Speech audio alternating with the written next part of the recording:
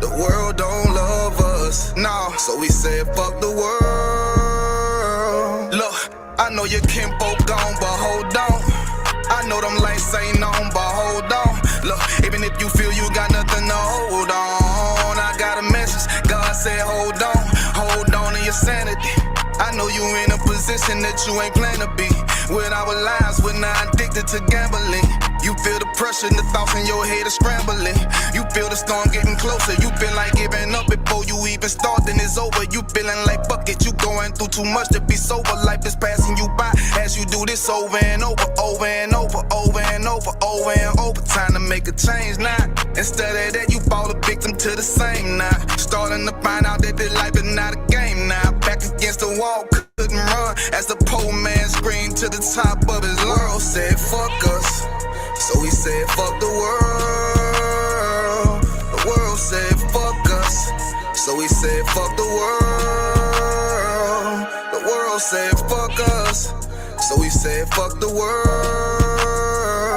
The world don't love us. So we said fuck the world. For real. Look. Cover your eyes, don't wanna see the blood on the leaves. Bodies of eyes innocently hanging from trees, floating in screens, blood in the water, blood on the altar. Still don't believe justice is coming. Heavenly Father, did not Christ say vengeance is mine? Don't even bother. When he return, it's gonna be slaughter. Ooh, I know you don't wanna face it, but what's real love sound like hatred. And you gotta be fucking crazy if you think they gon' get away with killing all them babies, feeding them to alligators. All the women that was raped, the transatlantic slave trade made us build a nation that we can't partake in. School to prison, pipeline, mass incarceration. All the lives that's been taken, hated to love it. You only talk about forgiveness cause we never get justice. I think you really reluctant. I remember hearing a hood nigga say all the shit he would've done if he was living during slavery. Look what's going on today, and you ain't doing a damn thing but putting shame on your ancestors' name. But who's to blame? All these drugs, pills, weed, beans, and lean and cocaine. I get the feeling that we living in a big dope game. The world said fuck us. So we said fuck the world. The world said fuck us. So we said fuck the world. The world said fuck us. So we said fuck the world. The world don't love us. So we said fuck the world.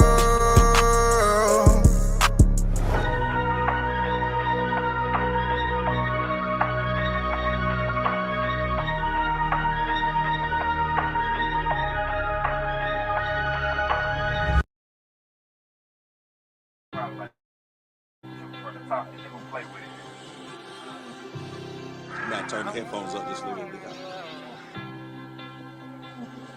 Yo. So up and y'all go down. So up and y'all go down. So up and y'all go down. So up and y'all go down. So up and y'all go down. So up and y'all go down. So up and y'all go down. So up and y'all go down. So up and y'all go down. So up and y'all go down. When I say my prayers, I gotta turn to the east. Turn to the east. Turn to the east. Before you go to war, you better turn to the east. Turn to the east. Turn to the east. When I say my prayers, I gotta turn to the east. Turn to the east. Turn to the east. Before you go to war, you better turn to the east. Turn to the east. Turn to the east. I used to wake up every morning, boy, and all I seen was mess. Plus the shit that I was dealing with, all I seen was stress. Now I really know the truth, and I understand what hurting niggas. Beast of the fields, they eat us up, and they hurting you. U.P.K is what I'm reppin'. Zion means a weapon. Some of you niggas playing, but me, I'm really stepping. The mission that I'm on is waking up all our people. Show them we are the greatest. Nothing about us equal. Them heathens, they gon' learn. Them heathens, they gon' burn. Esau is about to fall, then Jacob is all turned. They been fucking with the chosen, so they gotta pay. Revelation 13 and 10, tell me what does it say?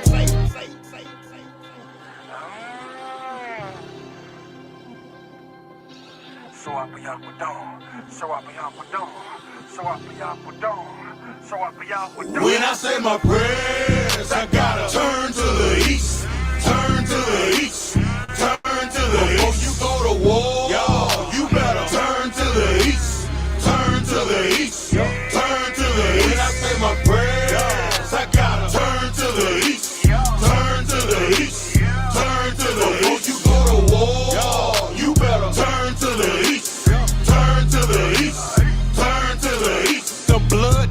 my vein, descend straight from the greatest. All of my toolies blow, but that 40 know it's my favorite. And we losing all our babies to this crazy shit we represent. Fuck the money in the world, nigga, this crazy shit ain't making sense. We the children of the light, and we fighting all the darkness. The way I'm stacking ammo, my bitches thinking I'm heartless. Them devils get to smiling, got you thinking that he harmless. Remember Oklahoma? That is where them cracker bombs. The pain will make you wake up. You know they really hate us. They turn the truth into a lie. That's the shit they gotta pay for. The mission that I'm on is waking up all our people. Show them we are the greatest. Nothing about a sequel. Yeah, yeah, yeah.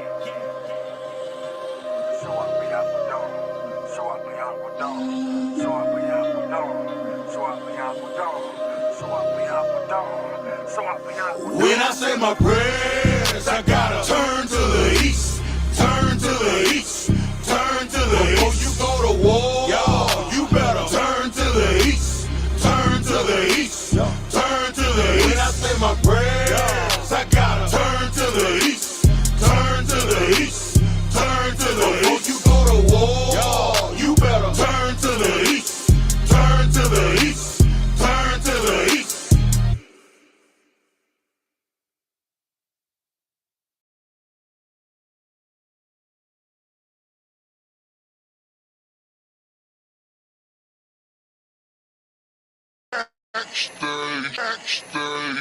These motherfuckers got scraps too, don't get caught lacking. Y'all seen these old cowboy movies, you go to the bar, nigga, you about to get tried. You go out in the bar, you got there drinking with your brothers and that shit, and you about to get tried out here, but don't be caught lacking, don't kill your brother off some bullshit, man. Don't hurt your people, man. It's just for protection only, man. I got family out this bitch, man. I got brothers out this bitch, I gotta protect. Somebody trying to run up on us.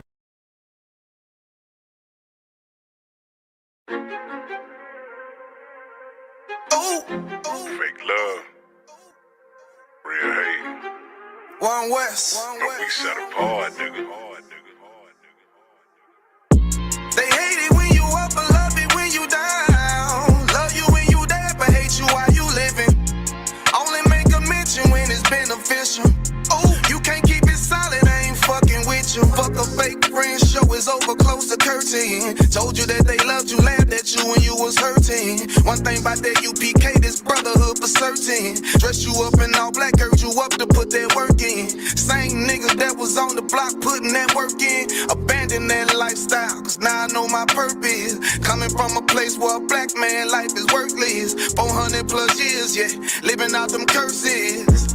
I blame the so-called leaders in the churches. Was supposed to save our soul, instead they led us to the hearses. Backstabbed and betrayed by the people you would die for. Your family ain't family, so-called friends switch sides on you. Crack and take a knee on your neck, whisper and die, boy. So I stay strapped with the Kaepernick, that's the firearm. Gotta watch your back, you know them demons out here lurking. If I don't know shit, then I know one thing for certain, look. They hate it when you up, but love it when you down. Love you when you dead, but hate you while you living. Only make a mention when it's beneficial. You can't keep it solid, I ain't fucking with you. They hate you when you up, but love it when you down. Love you when you dead, but hate you while you living. Only make a mention when it's beneficial. You can't keep it solid, I ain't fucking I with say you. fuck the fake love and disloyal behavior. Brotherhood is a weapon, but bitch niggas is contagious. Hating your elevation instead of hitting the pavement. Watching your every move and never give motivation. Situational friendships get way with adversity. And these days, just a little bit of your kindness a luxury. I'd rather you keep your distance, be a fuck nigga too close to me. Prefer to fuck with fear niggas than house niggas with notes on me. Get a shirt off my back for devoted niggas with loyalty. I noticed the lack of devoted niggas that's trustworthy if you ain't in all black. Ranked up, I give two fucks for free. Death before dishonor is a must. It ain't no choice from me, I'm bred different. Was never one to die, just bullshit, I'm fed different. Fuck all the information out of pulpits, I'm led different. Been taught to follow a code. Israel law, statutes, commandments, freely given, never sold, nigga. Chill. They hate it when you up, but love it when you down. Love you when you dead, but hate you while you living. Only make a mention when it's beneficial. You can't keep it solid, I ain't fucking with you.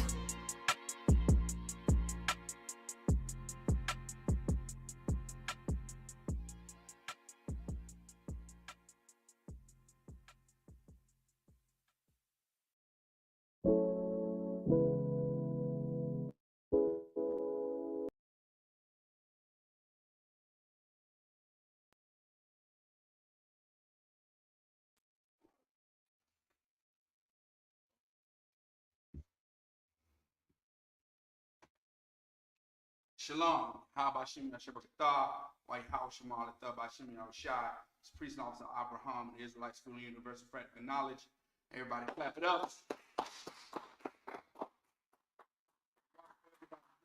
Sabbath service. This is the Feast of Tabernacles. We're gonna go ahead and get started. We got Commander General Yohana going in heavy on World War III tonight. So we're gonna go ahead and get this Salakia. We got some technical difficulties over here. Stopped? No, it stopped streaming. Like I hear you, but I can't see. Right. Check it. Camera.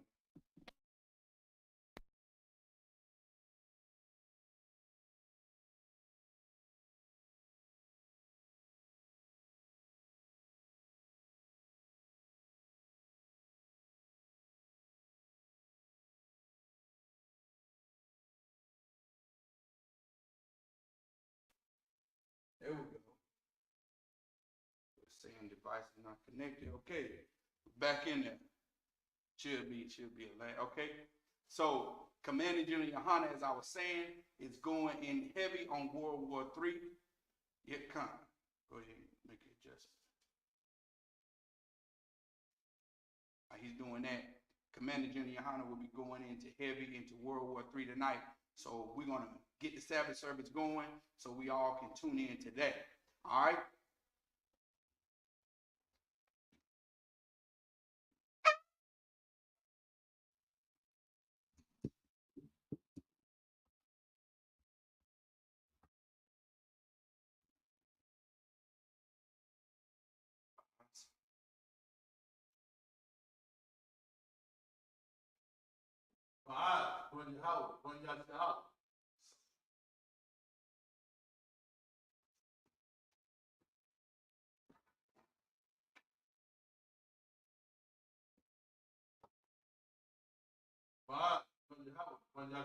Baaz, Bunny Howard, Bunny Ashab.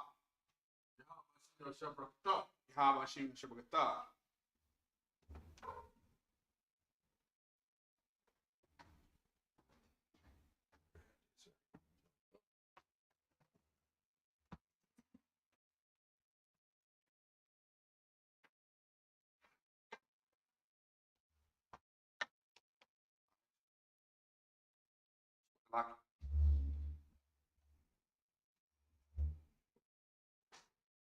Shabbat Yahweh, Bunny Howard, Bunny Yahweh, Shabbat Yahweh, Bunny Howard, Bunny Yahweh. Yahweh Shabbat Shabbat. How about Shimon Shabbat?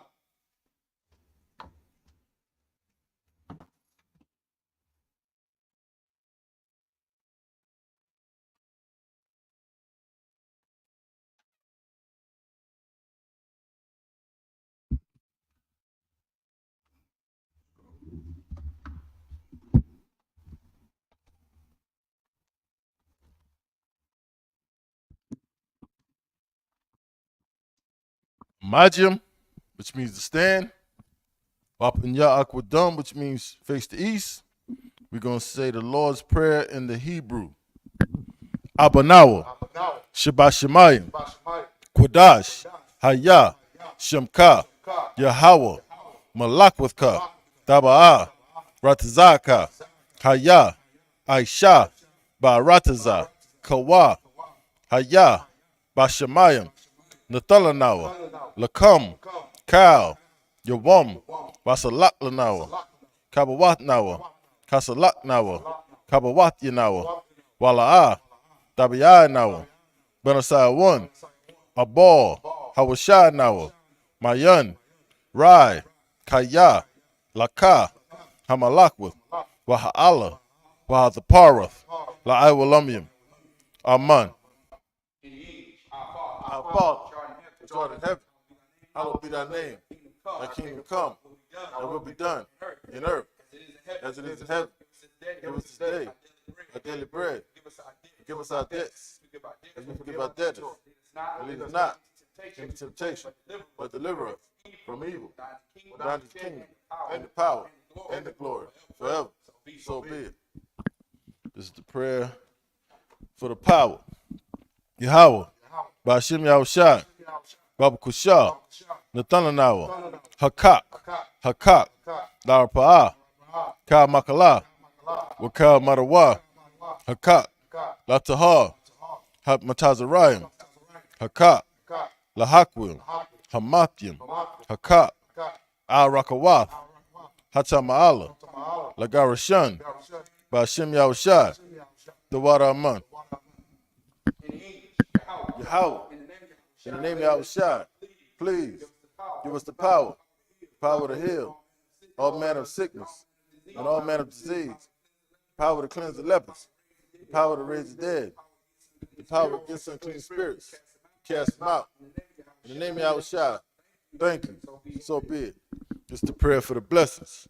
Barakatah Yahweh, Wa Yahushua, Wa Mayaka Allah, Wa Allahayim, Matazabiyah, Alawap Yahana, Ha Alawapyim, Ha Saranyim, Ha Quatazayanyim, Ha Koyoyoyim, Wa Ha Aquathiyim, Yahweh, Bashim Yahushua, the water Aman.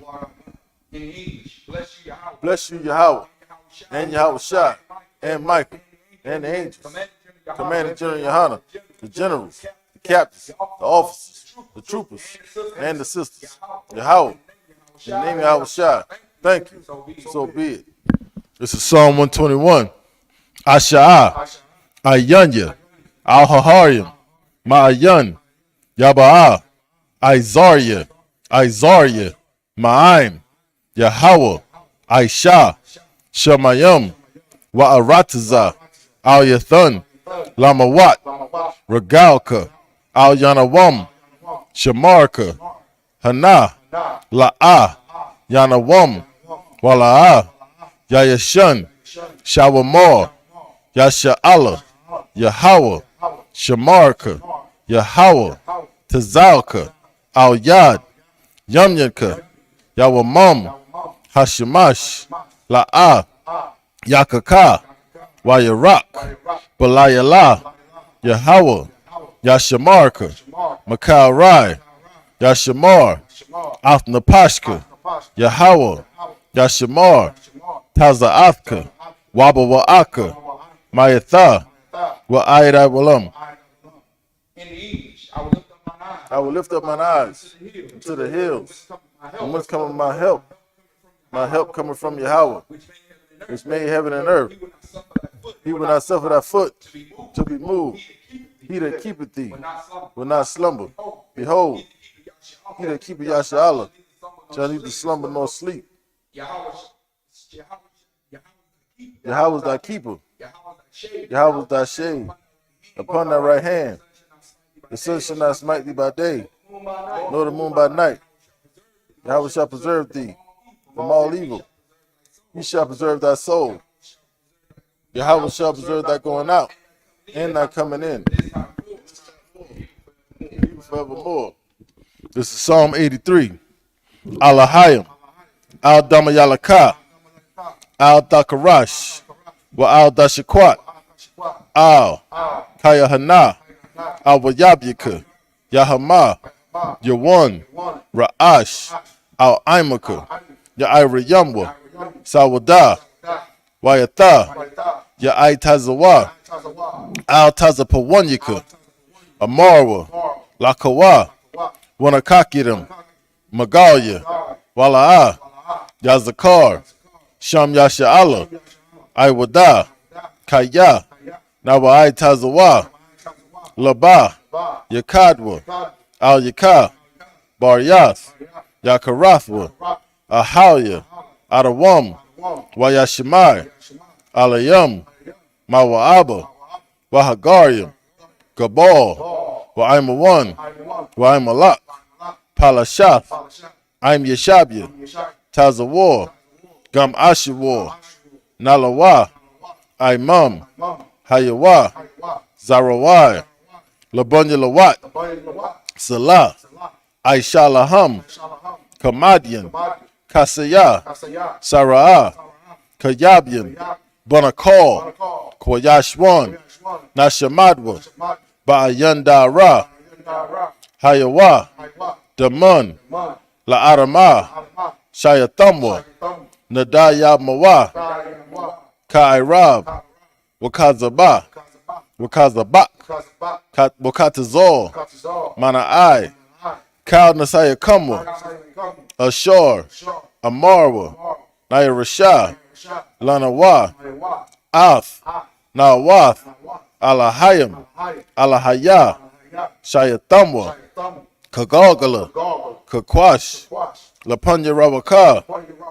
Kaash, Dawa Ira Yaira, Wakalahaba, Dalahat, Harayam, Khan, Daradatma, Basa Iraka, Wabasa, Wapaska, Dabahalam, Mala'a, Panyahum, Kuala Wayabakwash, Shamka, Yahawa, Yabashwa, Waya Abahawa, Ayya Waya Kaparwa, Waya Abadwa, Waya Dawa, Kaya Ata, Shamka, Yahawa, Labatka, Al Yawan, Al Kal Ha'arataza. In English, keep not thy silence. Hold your house. Hold not thy peace. Hold not thy peace. Be not still. Hold your house. Below. Thy Thy enemies make a tumult, and they that hate thee have lifted up the have head. lifted up the head. They have Taking crafty counsel against thy people. against thy people, And consulted again. Thy hidden one. They have said, Come, and let us cut them off. let's cut them off From being a nation. That the name of Yahshua. That the name of Yahshua may be no more remembered. may be no more remembered. But they have consulted together. For they have consulted together with one consent. with one consent. They are confederate against They are confederate against the thee. tabernacles of Edom. The tabernacles of Edom, And the Ishmaelites. and the Ishmaelites, of Moab. of Moab, And the Hagarenes. and the Hagarenes, The Baal. the Baal, And Ammon. and Ammon, And Amalek. and Amalek, The Philistines. Philistines, With the inhabitants of with the Tyre. inhabitants of Tyre. A sword. A sword. Also is joined with them. is joined with them. They had hope in the children of Lot. They have hope in the children of Lot. Selah. Do unto them. Do unto them As unto the Midianites. as unto the Midianites, As to Sisera, As to Jabin. as to Jabin, At the brook of Kessal. at the brook of Fasal, Which perished at Endor. which perished at Endor. They became as dung for the earth. They became as dung for the earth. Make their noble. Make their noble. Like a red. Like a red. And like Zeed. And like Zeed. Yea. Yea. All their princes. All their princes. As Abad. As Abad. And as Salmon. And as Salmon. Who said. Let us take to ourselves. Let us take to ourselves The houses of Yahweh. the houses of your house In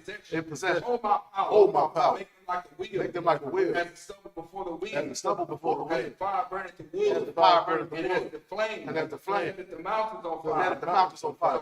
So persecute them with thy tempest. With thy tempest. And make them afraid. And make them afraid. With thy storm. With thy storm. Fill their faces with shame. Fill their faces with shame. That they may seek thy name. They may seek thy name. Oh Yahweh. Oh, Yahweh. Let them be confounded. Let them be confounded. In trouble forever. trouble forever. Yea. Yea. Let them be put to shame. Let them be put to shame. And perish. And perish. That men may know. That men may know. That thou. That thou. Whose name alone. Whose name alone. Is Yahweh. Is Yahweh. art the Most High. Art the Most High. Over all the earth. Over all the earth.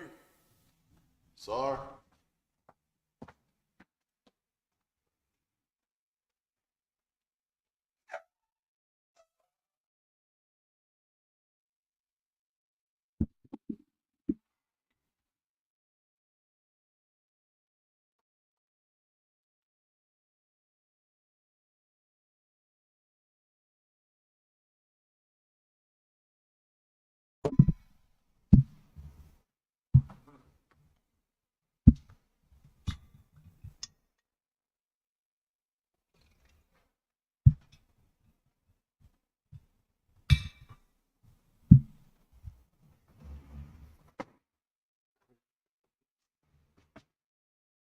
La Yashala. La Yashala.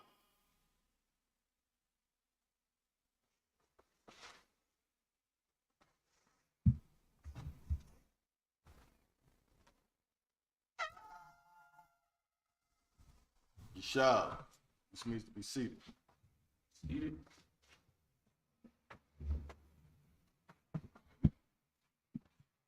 We're gonna make quick work of this. Read through the Hebrew, the first 7 verses. Yeah, oh yeah, come, okay. Oh, sorry, right. I start off with the Hebrew. This is Leviticus chapter 23 and verse 1. All right, you can follow along in the Blue Letter Bible. Just go to the Blue Letter Bible, type in Google Blue Letter Bible. When the first option comes up, click on it in the search screen and type in Leviticus 23. Click on when Leviticus 23 comes up, beside each verse, beside each verse, you'll be able to click on tools. You'll see the interlinear, and that's what we're reading. All right. This is Leviticus 23 and verse 1 through 7 in Hebrew. Wayadabar, Yahweh, al-Mashah, La'amon, verse 2.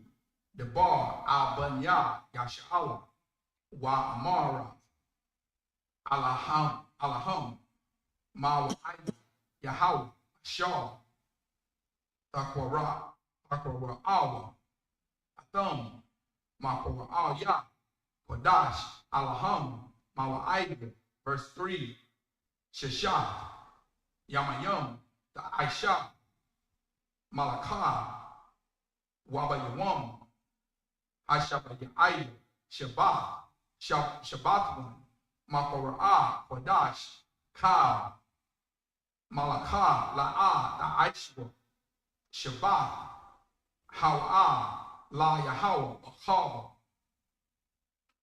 Mawa Shabbat Yakam, verse 4, Al Mawa'id Yahweh, Makwara'ad, Kodash, Ashar, Takwara'awa, Atham, Bamawa'id, Salaki, Bamawa'idam, verse 5, Bachadash, Hawa'ashat, Salaki, Ha'ra'ashma, Ba Araba'ai, Asherah, Lachadash, Bayan, Ha'arayam, Salakia, Ha'arabim, Pesach, La Yahweh. Verse 6, Wabakamashah, Asherah, Yawam, Lachadash, Hazah, Ha, Hamatazawah, La Yahweh, Shabba'ai, Yamayam, Matazawah, Ta'akal, verse 7, Bayawam, Hara'ashwan, Makora'ah, Kodash, Yahaya, Tam, Ha, Malakah, Abadah, La'ah, Aisha. That's the end of verse 7. Shabbat Allah can take it for us in English. Khan. This is the book of Leviticus, chapter 23, verse 1. And the Lord spake unto Moses, saying, verse 2, Speak unto the children of Israel, and say unto them concerning the feasts of the Lord, which ye shall proclaim to be holy convocations. Even these are my feasts. Verse 3, 6 days shall work be done, but the 7th day is the Sabbath of rest and holy convocation. Ye shall do no servile work therein. It is the Sabbath of the Lord in all your dwellings. Verse 4, These are the feasts of the Lord, even holy convocations, which ye shall proclaim in their seasons. Verse 5, In the 14th day of the first month, at even, it is the Lord's Passover. Verse 6, And on the 15th day of the same month is the feast of unleavened bread unto the Lord. 7 days ye must eat unleavened bread. Verse 7, In the first day ye shall have a holy convocation. Ye shall do no servile work therein. All right. So now, you want to Salaki. I'll just keep going. This is verse 8 in the Hebrew. This is Leviticus 23 and verse 8. Wahakarabtam, Ashah, La Yahweh, Shabba'ai, Yamayam, Bayawam, Hashabba'ai, Makora'ah, Kodash, Ka, Malakat, Abadah, La'ah, the Aisha. Verse 9, Wayadabar, Yahweh, Al-Mashah, La'amar. Verse 10, Debar, Al-Bunyan, Yasha'ala, Wa Amarat, Alham, Kaya, Taba Ya'aw, Ah, Ha Rataza, Asha, Anya, Nathan, Lacham, Wa Quatazaраtham, Ah, Quataza Yara, Wahaba Atham, Ah, Imar, Ra'aishya, Quatazarikam, Ah, Ha Kahan, verse 11, Wahanaya, Ah, Ha Imar, La Panya, Yahweh, La Ratazan Kam, Makarat, Hashabat, Nawa, Ha-Kahan, verse 12, Wa-Aisha-Yatham, Bayawam, Anayakam, Ah, Ha-Amar, Habash, Tamayam, Ban, Shanathra, La-Yahaw, verse 13, Ya-Ma-Nakath, Shalak, Ya-Ma-Nakath, Shanya, Asharayam, Salah, Balawala, Bashaman, Shah, La Yahweh, Rayak, Nayakak, Wanasaka, Yayan, Rabbi Ya'ith, Ha Hayan, verse 14, Walakam, Wakwalya, Wakamawa, it's like Wakaramal, La'ah, Ta'akawa, Itizam, Hayawam, Hazah, Habayakam, Ah, Kwaraban, Allahayakam, Kakwath, Awalam, Ladarathyakam, Bakal, Mashabatyakam. That's the end of verse 14. Con.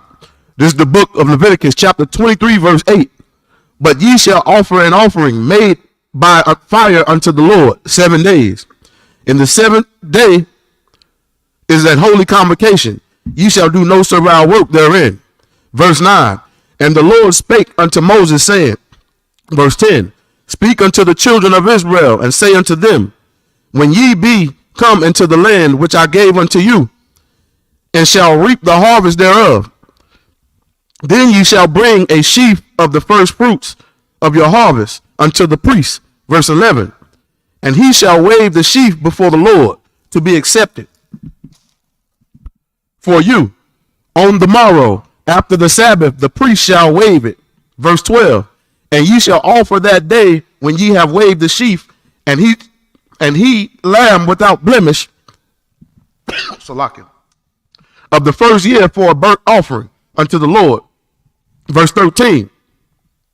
And the meat offering thereof shall be of 2 deals of fine flour mingled with oil, an offering made by fire unto the Lord for a sweet savor.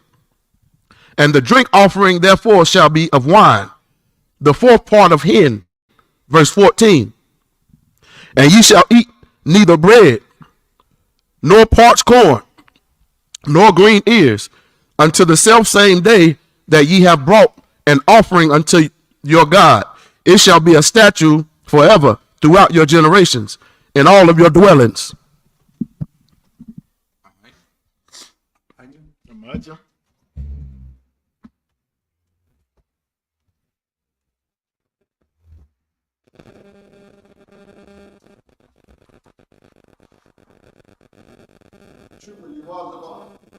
Just your wazaba. Trooper, you welcome. Just your wazaba. You welcome. Banya how? Baya Yahweh. Baya Yashala. Your wazaba. Banya Howard. Banya Shala. Yahweh Bashim Al Shah. Yahweh Hashem Yahweh Shabrakatah.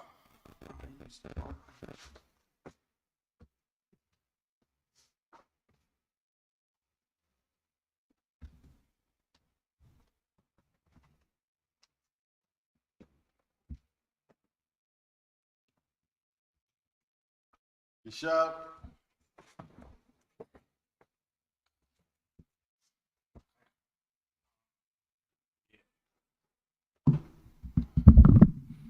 This is the book of Leviticus, chapter 23, verse 15. Wasapartham, Lakam, Ma Makarath, Hashabath, Ma Yawam, Habayakam, Af, Amar, Imar, Hatanawapa, Shabai, Shabathwath,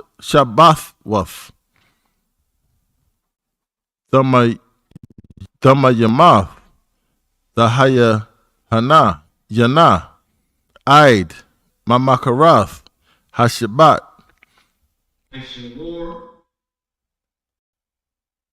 Hashabayaith, Thasaparawa, Kamashim, Yawam, Waha Kwarabatham, Manakah, Kadashah, La Yahweh. Verse 17. Mawasha Bathyakam, Dabaya, Dabayaawa, Lakam, Dana Wapa, Shathayam, Shanya, Aishiranyam, Salaf, Kamataza, Da'awa Payanawa, Shalakia, Da'a Payana, Baka Warrium, La Yahweh, verse 18. Waha, Kwarabatham, Al, Halakam, Shaba'ith, Kabashim, Damayamam, Bunya, Shana, Wapar, Bun, Bakwar, Akkad, Alayam, Shanyam, Yahweh, Salakia, Yahayawa, Ailah, La Yahweh, Wa Manakaktam, Wa Nasa Yakham, Asha, Rayak, Nayakak, La Yahweh, verse 19. Wa Aisha Yatham, Sha'ayar, Aitazayam, Akkad, La Ka'atath, Wa Shanya, Kabashim, Banya, Shana, La Zabak, Shalamyam, verse 20. Wa Hanayap, Hakahan, Atham, Al, Lakam, Habakawarium, Danawapa, Lapanya, Yahweh, Al, Shanya, Kabashim, Kodash, Yahaya, Salaki, Yahayawa, La Yahweh, La Kahan, verse 21. Wa Kwara Atham, Ba'aitazam, Ha, Yawam, Hazah, Makwara, Kodash, Yahaya, Lakam, Kal, Malakath, Ibadah, La'ah, Kwa'akwath, Iwalam, Bakal, Mawashabathyakum, Mawashabathyakum, Ladarathyakum. That's the end of verse 21. Con, all one con. Leviticus chapter 23, verse 15. And ye shall count unto you from the morrow after the Sabbath, from the day that ye brought the sheaf of the wave offering. 7 Sabbaths shall be complete. Verse 16. Even unto the morrow after the 7th Sabbath shall ye number 50 days, and ye shall offer a new meat offering unto the Lord. Verse 17. Ye shall bring out of your habitation 2 wave loaves of 2/10 dills. They shall be of fine flour. They shall be baken with leaven. They are the first fruit unto the Lord.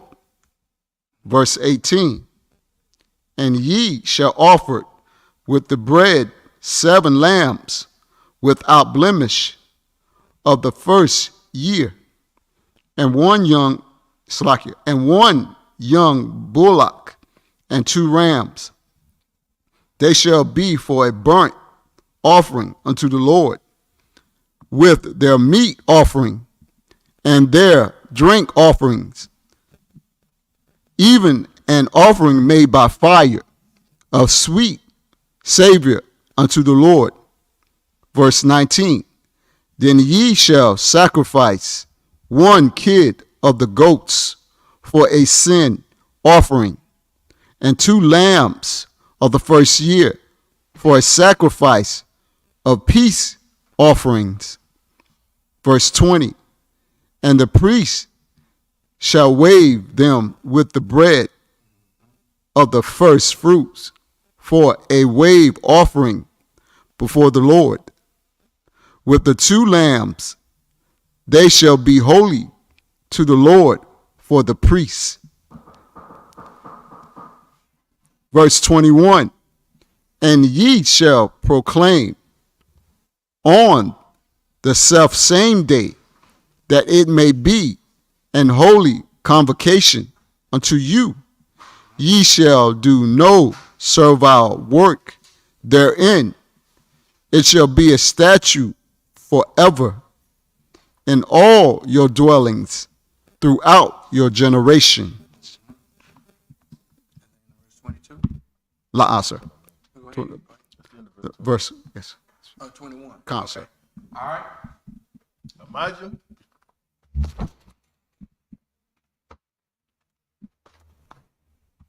So like, we'll let so like, he can, we'll let him be. So I'll carry from verse 22 down to 28. No. You just read it, right? Come on. Okay. Yeah, this is Leviticus chapter 23, verse 22. Why by Quatadarkum, Quatazayar, Aratazakam, La'a, Akala, Ba'a, Shadka, Ba Quatazarka, Walaquat, Quatazarika, La'a, Dalaquat, La'ain, Walagar, the Aiza, Atham, An, Yahweh, Allahayakam, verse 23, Wayadebar, Yahweh, Al-Mashah, La'amar, verse 24, Debar, Al-Banya, Yasha'Allah, La'amar, Ba-Kadash, Hashaba Ya'ay, Ba-Akkad, La-Kadash, Yahaya, Lakam, Shabbatwan, Zakarwan, Tarawa'ai, Makwara'a, Kodash. Verse 25, Kal, Mala'akah, Abadah, La'a, the I.S.U.P.K, Wahakorabtam, Ashar, La Yahweh. Verse 26, Wayadabar, Yahweh, Al-Mashah, La Amar. Verse 27, Akkad, Ba'ashawar, La Kadash, Hashaba Ya'ay, Hazar, Yawam, Hakapari, Hawa'ah, Makwara'a, Kodash, Yahaya, Lakam, Wa'ain Yatham, Ath, Napash Shah Yakam, Napasha Yakam, Wahakwarabtam, Ashah, La Yahweh. Verse 28, Wakal, Mala'akah, La'a, the I.S.U.P.K, Ba'atazam, Hayawam, Hazar, Kaya, Yawam, Kapari, Hawa'ah, La Kapar, I.S.U.P.K, Lapanya, Yahweh, I.S.U.P.K. That's the end of verse 28. So take it from 22 to 28. Another one. Leviticus chapter 23, verse 22.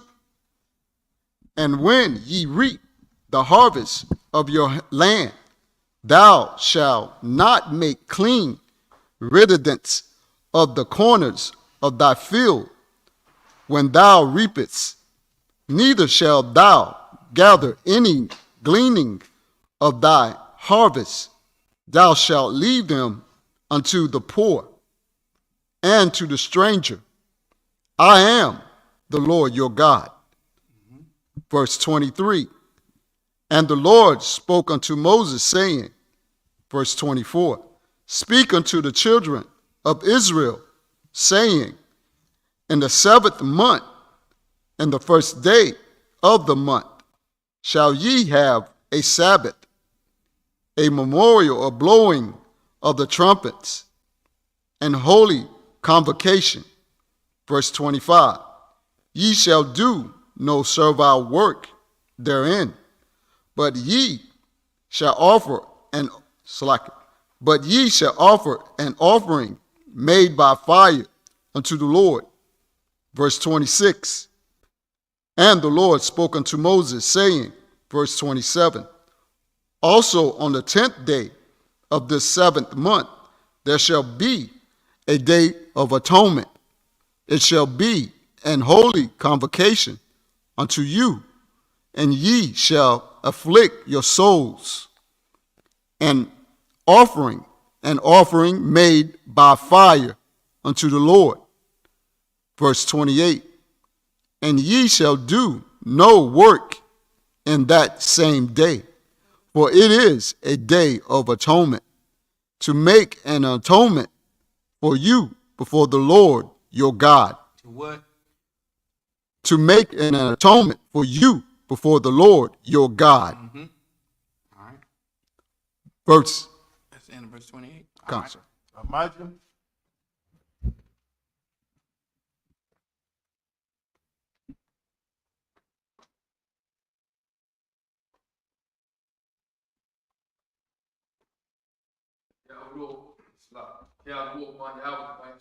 Came out of war, but Yahweh, but Yahshua.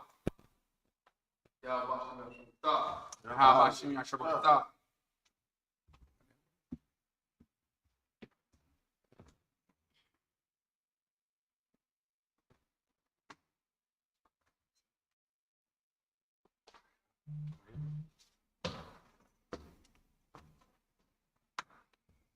Shop.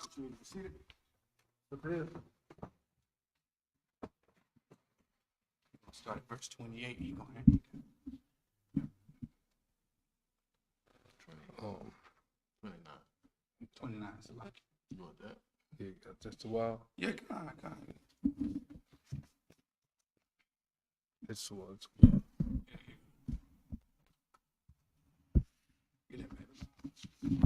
So, Leviticus 23 and 20.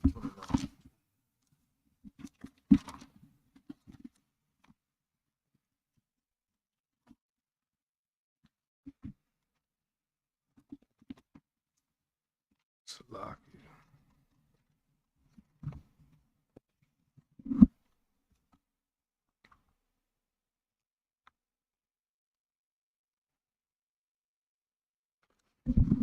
All right, Salakia. This is the book of Leviticus, chapter 23 and verse 29. Kaya, Kal, Hanapash, Ashar, La'a, Ta'ina,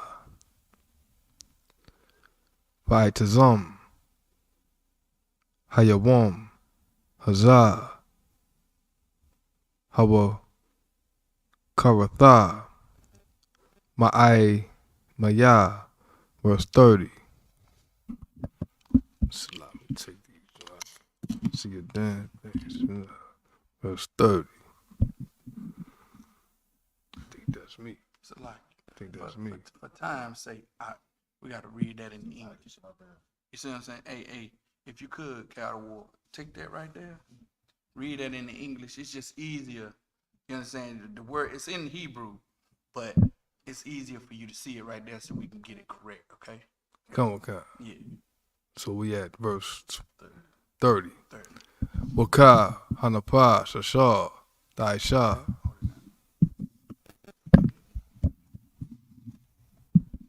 Ka, Malaka, Baitazam, Hayawam, Hazar, Waha, Abarath, Salaki, Waha, Abarathia, Av, Hanapash, Hawa'a, Makorab, Aimar. Verse 31, Ka, Makala, La'a, Daishawa, Kakwaf, Abalam, La Darathiakum, Bakar, Mashabathiakum. Verse 32, Shabab, Shabathman, Hawan, Lakam, Wa'ai Yatham, Salaki, Wa Anyatham, Av, Napash Athyakum, Ba Tasha La Kadash, Baira, Aid, Arab, the Shabafkum. Verse 33, Vayadabar, Yahweh, Ab, Mashah, La Amar. Verse 34, the Bar, Ab, Banya, Yasha'ala, La Amar, Bakamash, Asherah, Yawam, La Kadash, Hashabayaya, Hazar, Kag, Hasakak, Ha Sakawaf, Shabaif, Yam, La Yahweh. Verse 35, by Yawam, Hara Ashwan, Makura, Quadash, Kal, Malakav, Ibada, Allah, Daishwa. Verse 36, Shabaif. It's the end of verse 35.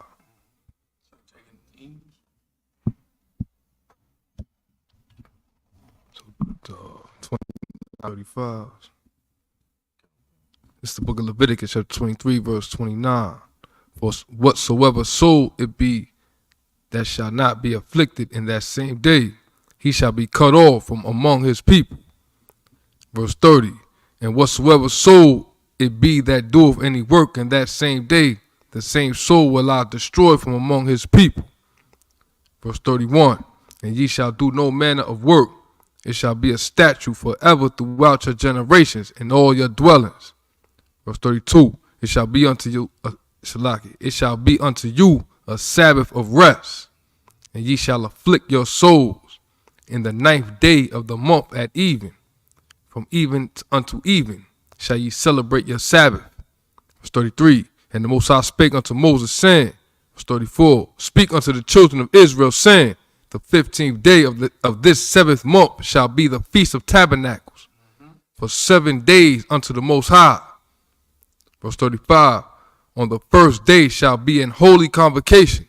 He shall do no servile work therein. And that's what we in right now, the holy convocation of the Feast of Tabernacles. Go ahead.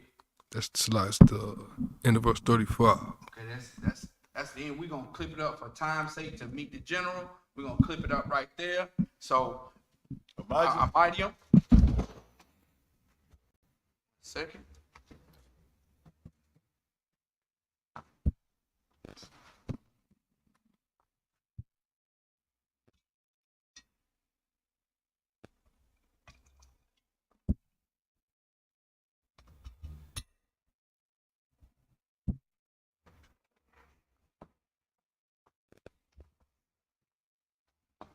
La Yashal. La Yashal.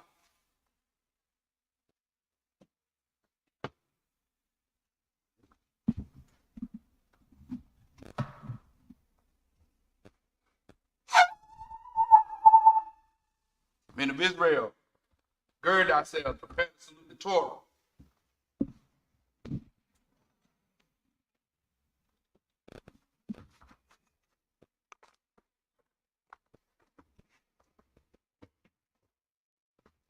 Yahweh Shimon Yahshua Yah. How about Shimei Shepherd? Yeah.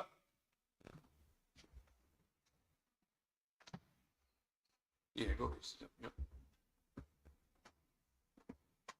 Y'all should be out not rock. Yeah.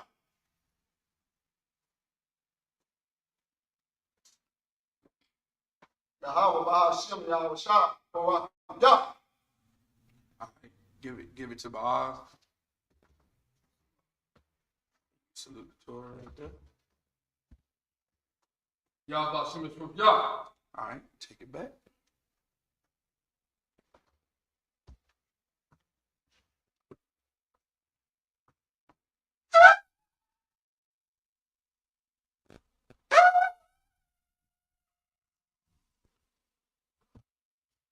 This concludes the Sabbath service. We'll close out with the prayers.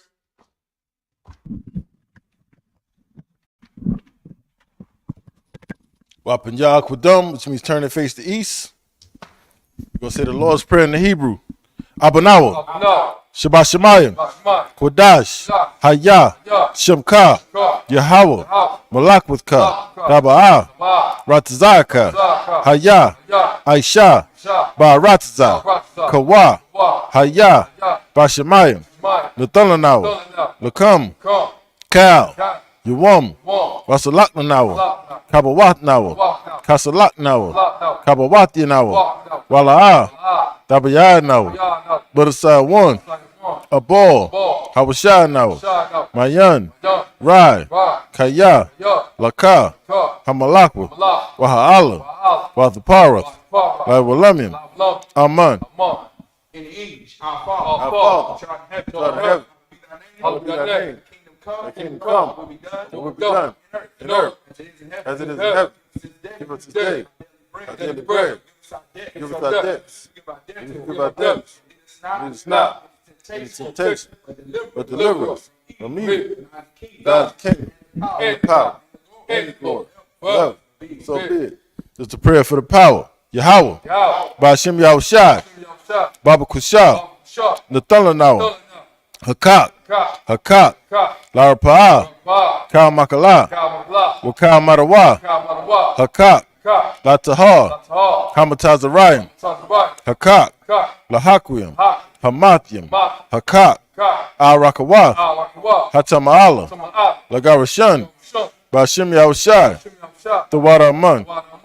In the English, Yahweh, name Yahushai, please, give us the power, power to heal, power to heal, all manner of sick, all manner of disease, all manner of disease, power to cleanse the leper, power to cleanse the blood, power to raise the dead, power to raise the dead, power against unclean spirits, to cast them out, Yahushai, So be it. Just a prayer for the blessings. Barakatah Yahweh. Wa Yahweh Shai. Wa Miyaka Allah. Allah Salaki. Wa Allahayim. Mataz Abiyah. Allah Wap Yahana. Ha Allah Wap Yam. Ha Saranyam. Ha Kwatzayanyam. Ha Koyoyoyam. Wa Ha Kwatim. Yahweh. Ba'ashem Yahushai. The water among. In English, bless you, Yahweh. Bless you, Yahweh. And Yahushai. And Michael. And the angels. Commander General Yohana. The generals. The captains. Officers. The troopers. And the sisters. Yahweh. Your name Yahushai. Thank you. So be it. This is Psalm 121. Asha'ah. Ayanya. Ahari. Mayan. Yaba'ah. Isaiah. Ma'aim. Yahweh. Aisha. Shamayam. Wa'arataza. Al Yathan. Lamawat. Regalka. Al Yanawam. Shamarka. Hana. La'ah. Yanawam. Wala'ah. Yayashan. Shawamar. Yasha'ala. Yahweh. Shamarka. Yahweh. Tazalka. Al Yad. Yamyaka. Yawamam. Hashemash. La'ah. Yakaka. Wayarak. Balayala. Yahweh. Yashamarka. Makal Rai. Yashamar. Athapashka. Yahweh. Yashamar. Tazaathka. Wabawaka. Mayatha. Wayarawalam. In the English, I will lift up mine eye. I will lift up mine eye. It's coming my help. What's coming my help? Coming from your house. Help coming from your house. Which made heaven and earth. You not stuffing that foot. You not stuffing that foot. Be moved. He that keepeth thee. Not stumble. Behold, he that keep you out your house shall neither slumber nor sleep. Yahweh thy keeper. Yahweh thy shade. Upon thy right hand. The sun shall not smite thee by day, nor the moon by night. Yahweh shall preserve thee. From all evil. He shall preserve thy soul. Yahweh shall preserve thy going out and thy coming in. From this time forward, and even forevermore. The Psalm 83. Alahayim. Al Dama Yalaka. Al Dakarash. Wa Al Dashikwat. Al Kayahana. Al Wayabika. Yahama. Yawan. Ra'ash. Al Aimaka. Ya'ira Yamwa. Sawada. Wayatha. Ya'ai Tazawa. Al Tazapawanyika. Amarwa. Lakawa. Wanakakidam. Magalia. Wala'ah. Yazakar. Sham Yasha'ala. Aiwada. Kaya. Nawa'ai Tazawa. Laba. Yakadwa. Al Yaka. Baryath. Yakarathwa. Ahalia. Adawam. Wayashimai. Alayam. Mawaba. Wahagarian. Gabal. Wa'aimawan. Wa'aimalak. Palashath. I'm Yeshabia. Tazawar. Gamashiwar. Nalawa. Imam. Hayawa. Zarawai. Labunya Lawat. Salah. Aishalaham. Kamadian. Kasiyah. Sara'ah. Kayabian. Banakal. Koyashwan. Nashamadwa. Bayandara. Hayawa. Daman. La'adama. Shaitamwa. Nadaya Mawad. Kairab. Wakazaba. Wakazaba. Wakatazor. Manai. Kal Nasaya Kama. Ashar. Amarwa. Nayarasha. Lanawa. Af. Nawaf. Alahayam. Alahaya. Shaitamwa. Kagagala. Kakwash. Lapanya Rawaka. Ka'ash. Daba Ira.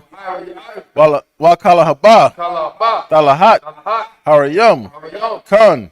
Daradatma. Basa Iraka. Babasa. Wapathka. Daba Halam.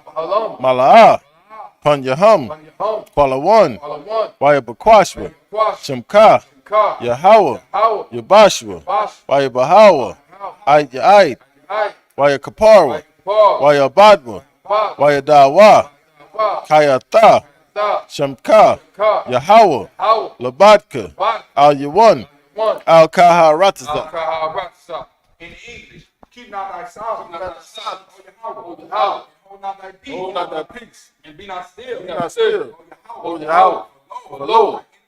Thy enemies make a tumult. And And they that hate thee. have lifted up the head. And lift up the head. Take They have taken crafty counsel against thy people. consulted against. Exalted against thy hated ones. They have said, Come, let us cut them off from being a nation. At the name of Yahshua. If you no more remember, that they have consulted together with one consent. They are confederate against thee. The Tabernacles of Edom, and the Ishmaelites, Moab, and the Haggadah, Gabal, and Ammon, and Amalek, the Philistines, with the inhabitants of Tyre, with the inhabitants of Tyre, a sword, also, join with them. They have opened the children of They Lot. have opened the children of Lot. Salah, who unto them, and unto the Midianites, and to Sarah, and to Jabin, Kisan, perished in Endor. It became a dung for the earth. Make their nose like a red, like the head. Yea, all their princes, as the body, as the woman, who said, Let's take to let's take ourselves to ourselves the houses of Yahweh. the house of Yahweh, and possess all my power. Make them like a wheel, and stumble before the wind, as the fire burns the wood, and as the flame set up the mountains on fire. So perfect with thy temper, make them afraid with thy storm. Fill their faces with shame. They may seek thy name. Oh, Yahweh, let them be confounded. Trouble forever. Yea, let them be put to shame. And perish. They may know that thou, His name alone is your house. Most high. over all the earth. Blessed are you, out. King of heaven and earth. And all things living. Your house. Name I.S.U.P.K.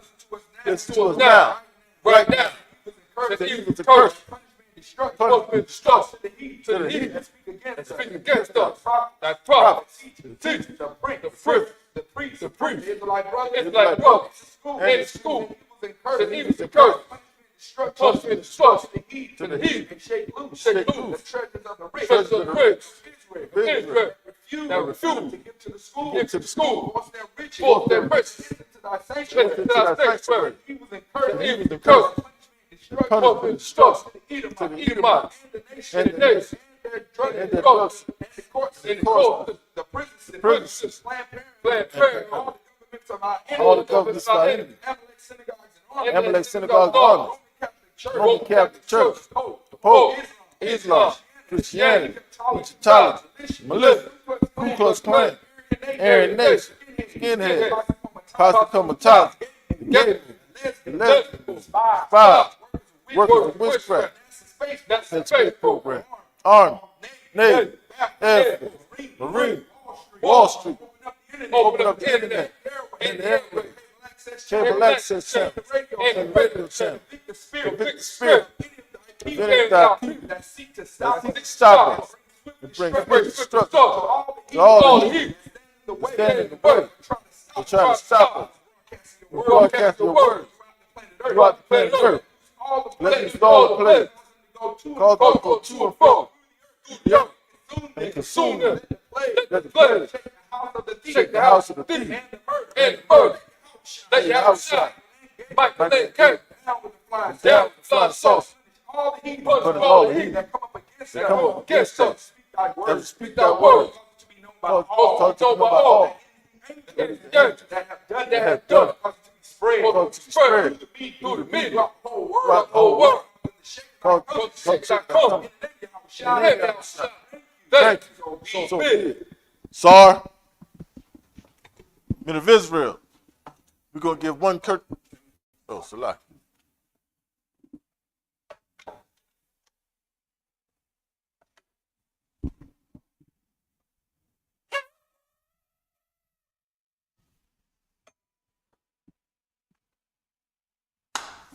Men of Israel, we're going to give one courtesy salute to the teacher.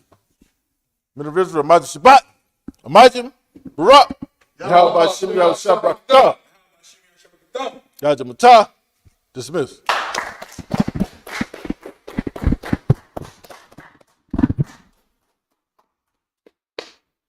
All right, everybody, to water again for tuning in to the Sabbath service. The general is getting ready to come on right now. What we're going to do is, as soon as he comes on, we just going to switch it from our class, and we're going to stream, we're going to jump right into the general and see what he has to say about the breakdown on World War III. And he gonna break it all the way down to the ground for us, what stages we in, what it's looking like, because it's looking real bad. You understand? Real bad for the oppressor, I'm saying. What? And you understand? Real bad for our oppressor. You understand? That's what we've been praying for. What these prayers that we pray at the beginning and the end of every Sabbath service is that our oppressor gets what he deserves. And he gets thrown out of the seat or gets loses his seat, or Christ comes back and take that seat of authority away from the oppressor over top of our necks, man.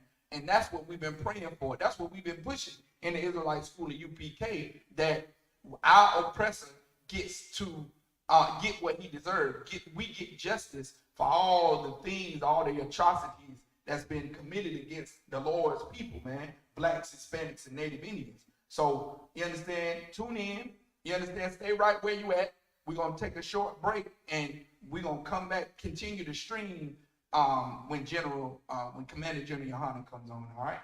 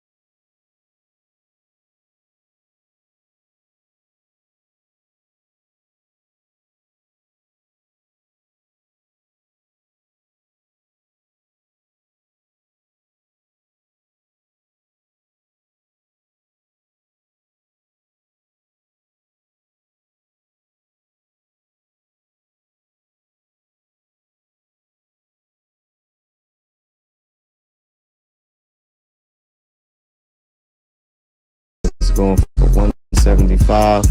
Just contact me on Messenger. I can get you one ASAP. That being said, shalom.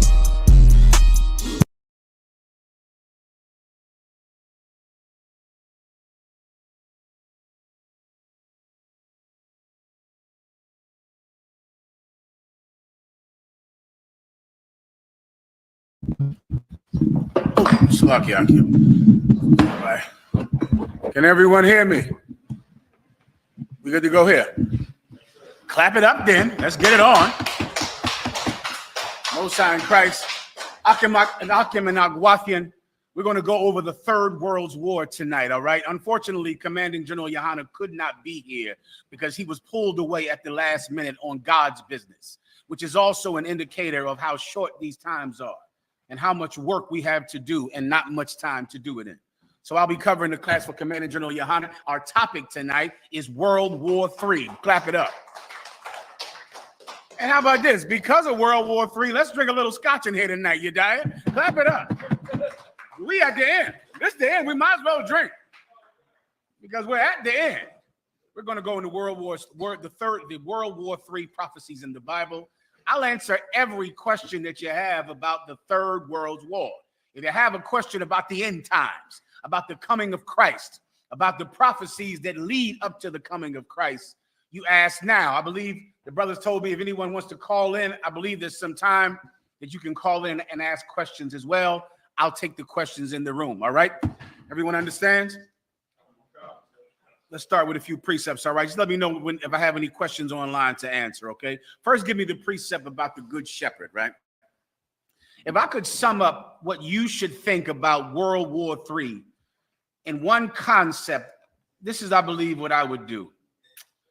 You want to think about this like if you could know if a terrible danger was coming, and this terrible danger was not going to happen to you, but was going to happen to someone else, and that danger was going to put you in safety. That's World War III. So it's a terrible thing, and war is a horrible thing. But this war frees you. This war brings peace on the earth. And the biggest thing to understand about World War III is that you must want it to happen. Now, that concept will go against your Christian ideal. You know, you have the black community right now that is against the war in Palestine. You've seen that, Yedai, have you not? Oh, they can't stand the war in Palestine. They want someone to free Palestine, to end the bloodshed in Palestine. Here's the problem, blacks and Hispanics. Without war in Palestine, there will be war in Los Angeles, in Philadelphia, in Camden, in Chicago. We cannot have peace without World War III. It's impossible to have. You have to want it to happen. You have to pray for it. You have to ask the Most High God every day to bring war in the Middle East, because war in the Middle East is where World War III will happen. That war in the Middle East brings peace all over the world. There will be peace everywhere if there is war there. Now, if there's no war in the Middle East, if the Israelis get all the settlements that they want, and if they come together with a peace accord with Hamas and Hezbollah, then there will be war in Chicago. More. There will be more death all over the Mexican border. There will be death in Venezuela. There will be babies who don't have parents in South and Central America. The reservation will wake up one morning with more missing daughters unless there's war in the Middle East. There must be war in the Middle East. World War III is important, and all of us must pray for it. We must ask the Most High to bring it to pass. Everyone understands, right?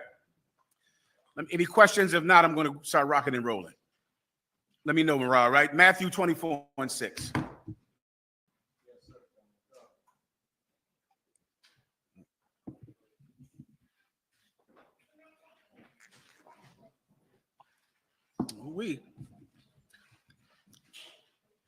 Whenever you have it, I'm ready to rock. And someone just feed me the World War III questions online, all right?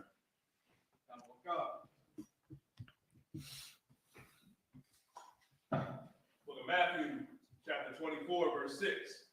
And you shall hear of wars and rumors of wars. Read that again. And you shall hear of wars and rumors of Now wars. think about how many years ago Jesus Christ said this.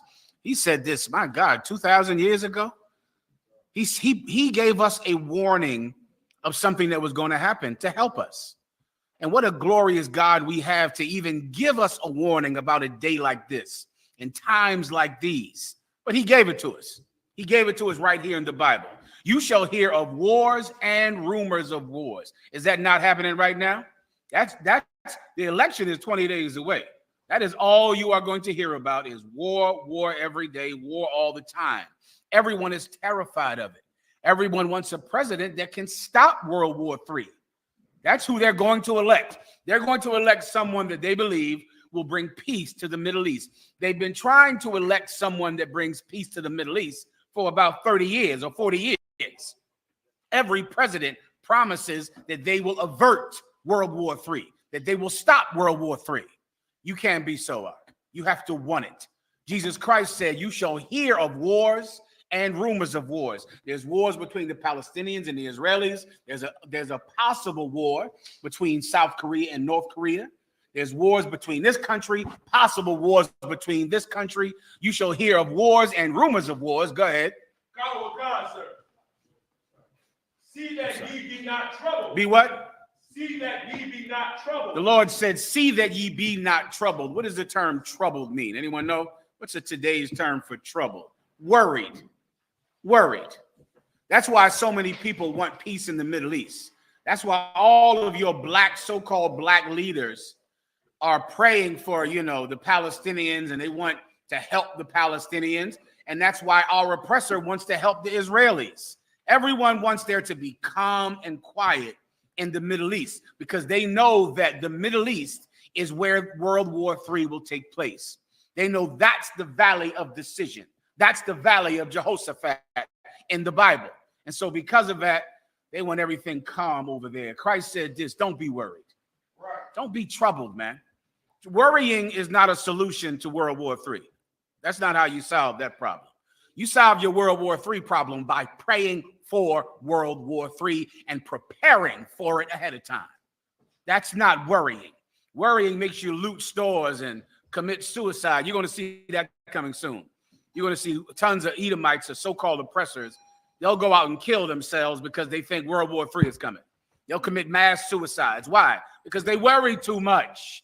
Because they're troubled all the time. Because they're afraid of a thing that is going to cause peace. There's going to be peace on earth because of World War III. Don't be troubled by it. Don't worry about it. It's going to happen. It's a good thing.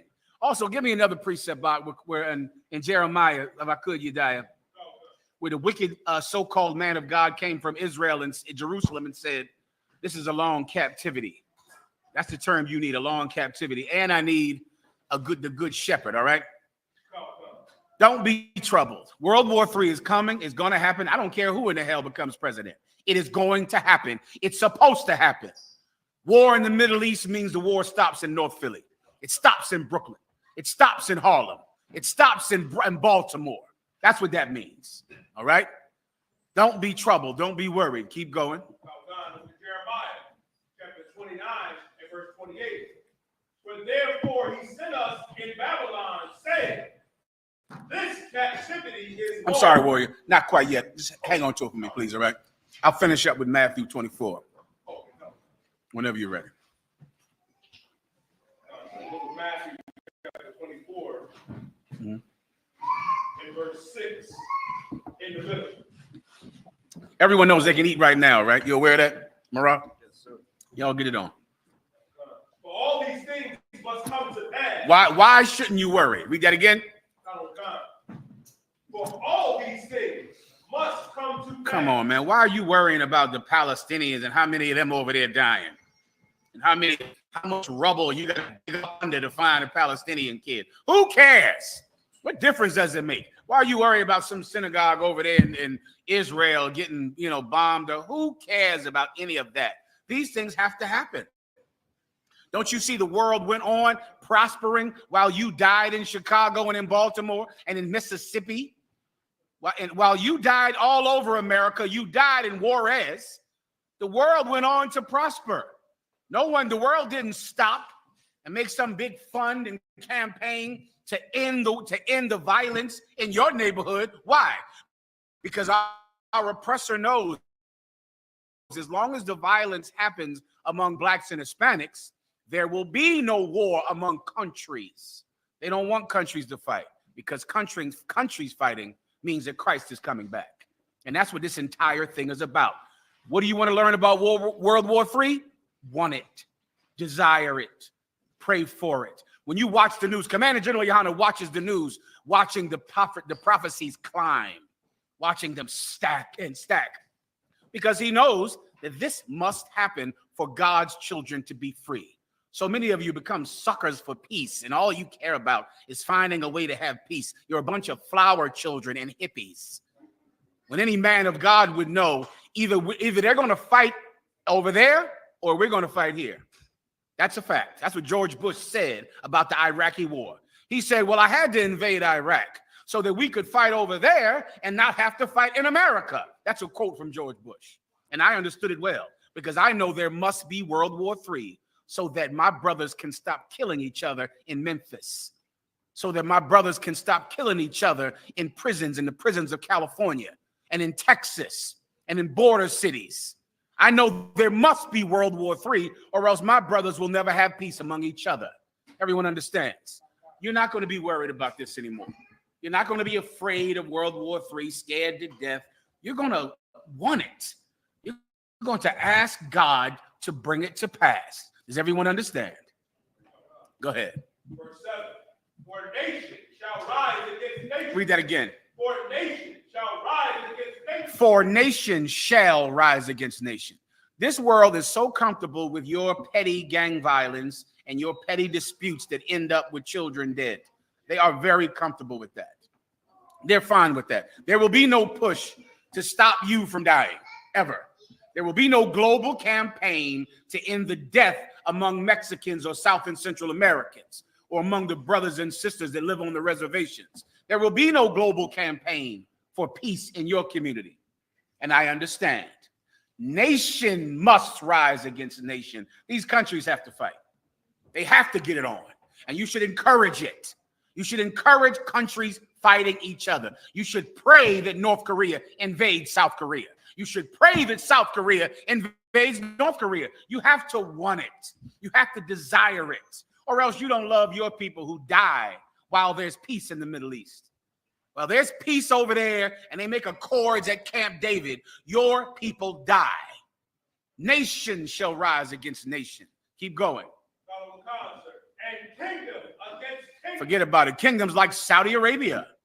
Oh, they're going to fight. They're going to fight the United Arab Emirates. They're going to go to war with each other. They're going to spill so much blood, the sand will be red. And it's a good thing. It's cleansing to this earth. There'll be so much peace among you and I once our enemies are fighting abroad. You and I will get along. You and I will share. I'm fine, warrior. You and I will share what we have. We'll come together in love and in unity. And we'll know every day that our enemies are killing each other. And we're not even there. Everyone understands. Keep going up. Whenever you're ready. Detroit ahead. I see you, warriors. The water, Detroit. My God. Imagine growing up.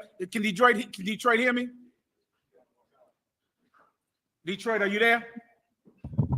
Con, sir, we hear you. Detroit, over in Detroit, have you become accustomed to violence throughout your youth in Detroit? Con, sir. Can you imagine being from Detroit and praying for peace in the Middle East? Can you imagine that? Con, sir. I mean, that's a ridiculous thing. To be from Detroit and to have a campaign to save the Palestinians, to save the Israeli people that were kidnapped. When you live in Detroit, can you imagine that? That's what this world thinks of us. This world thinks that we don't care about our own self-interest. This world thinks that we don't care about what benefits us. They think that they can rally us together to vote for whoever will bring peace in their neighborhood. that will bring peace in their house. Enough of that. All right. From now on, we're going to pray for World War III. I'm going to explain to you after this precept what World War III is. Now you know it has to happen. It must come to pass. Nation shall rise against nation. Kingdom must rise against kingdom. Now give me the second and the third woe shall come. You know what I want, you die. The second woe shall pass, and that's that. So Revelation chapter 11 and verse 14. The second woe is past. Here's another precept, man. Think about how good the Most High God is to us. To give us precepts to warn us against something that everyone else will be shocked when it happens. When World War III begins, everyone else is going to be completely stunned by it. They won't be prepared for it, but you will be. There is a great war that's coming to this planet. There was a war in the past. It was at one time it was called the Great War. It later became to be known as World War I. World War I is when every nation on the planet went to war with each other. They chose sides up. There was I believe his name was what's this French Ferdinand. To my memory, the Archduke Ferdinand. He was assassinated, and when he was assassinated, I believe he was the king over Austria, or the Archduke Ferdinand. He was assassinated, and because of that, everyone speculated about who killed him. And so then all of the countries teamed up on what side they were on. If you supported this Archduke and you thought these countries killed him, then you were enemies of the countries that you thought assassinated him. And they all began to team up with each other. And who were allies? America, France, Great Britain. Give me some other ones. Those were the main allies in World War I. All right. Who were they against in World War I? They were against Germany. They were against Italy. Those were the main enemies in World War I. And they fought each other. And more people died on this planet than had ever died in history. That's where the whole myth of seances comes from. Sisters, you've heard of seances, right? Seances are a cultural phenomenon that happened after World War I, because every woman had a dead son or a dead husband or a dead family member, and people wanted to talk to their family members. And there were charlatans that would speak to your dead husband, speak to your dead son. And they got rich because people didn't know how to handle that much death. That's what happened after World War I. Then about 10 years later, this country called Germany under Adolf Hitler invaded Poland. First, he invaded the Rhineland, that's like right outside of Poland. Then he invaded Poland. And then he just kept going. And because he invaded Poland and invaded the land outside of Germany, Great Britain began to attack him. They began to attack Germany. Then Germany bombed Great Britain. And so now these two enemies are at war with each other over in Europe. Then what happened? Then on December 6, 1942, I believe, Japan bombed Pearl Harbor. And Japan was an ally of Germany and an ally of Italy. And because Japan bombed Pearl Harbor, which was an American military base, then America joined the war on the side of Great Britain and on the side of Free France at that time. Then the entire country was at war because every ally of America had to fight the allies of Germany. There wasn't, Australia was fighting in that war. Little Kiwi countries, New Zealand was fighting in that war. Every little countries in Africa were fighting in that war. Everyone fought in World War II. And then more people died than died in World War I. And it was a terrible thing. And Alexa, how many people died in World War II? Numbers vary from 50 million to 55 million civilians and 21 million to 25 million military deaths, giving an approximate number of 71 million to 80 million total deaths in World War II. That's what happened. 81 million people died in World War II. It was a terrible thing. Out of the rubble of World War II, there arose the greatest superpower ever, America. America was never got bombed. Never had any fighting on American soil. America grew and grew and became, they went to the moon after that. About 20 years later, 15 years later, they were on the moon after World War II. They prospered. Well, this is what the Bible says. Now read it again, please. The second woe is past. What does the term woe mean? Woe means destruction. There was the first woe when about 30 or 40 million people died. Then there was the second woe where about 80 million people died. The second woe is past. The second war is in the past. Keep going. Behold, the third woe coming quickly. Read that again. Behold, the third woe coming quickly. Behold, who knows what the term behold means? It's integral to this breakdown. Behold means look. Look. The third war is coming quickly. Look. Why look? Because there are prophecies happening that if you look at them, if you watch, you can know that this day is coming. It's close. It's close. And prophecies that even when I was in the truth young, when I was learning at the feet of Commanding General Yohana, things I couldn't imagine would ever happen have happened. They've happened already. This third world's war is coming fast. It's coming quickly. And we're being warned of it. Please, Marah. The word Hana, which is where the character Ha comes from. That word behold is a attention drawer. It's not just like look and see, but it's like, oh, look at that. Pay attention. Yeah, I wish you would. I mean, you should pay attention. It's so terrible. So many people are going to die. The Bible says that there is death coming that has never been seen since the foundation of the world. If you think 80 million people is something, you are slow to what's about to happen during World War III. There is going to be so much death. It's biblical. It's biblical. And we know about it. And we know it's going to happen. We know it's coming. And it's a good thing. It's good. The same way World War II was good for America, World War III will be good for Israel, for blacks and Hispanics. World War III will be the launch pad for our nation, the 12 tribes of the nation of Israel. Without World War III, you can just continue to die in Memphis, Tennessee. You can know that your children will have a future like your past. That's what's going to happen. But because of World War III, your children will have a better future. Everyone understands. All right, what's next? Give Trinidad a hand. Can Trinidad hear me? Trinidad, can you hear me? Let me know when he's ready. Give me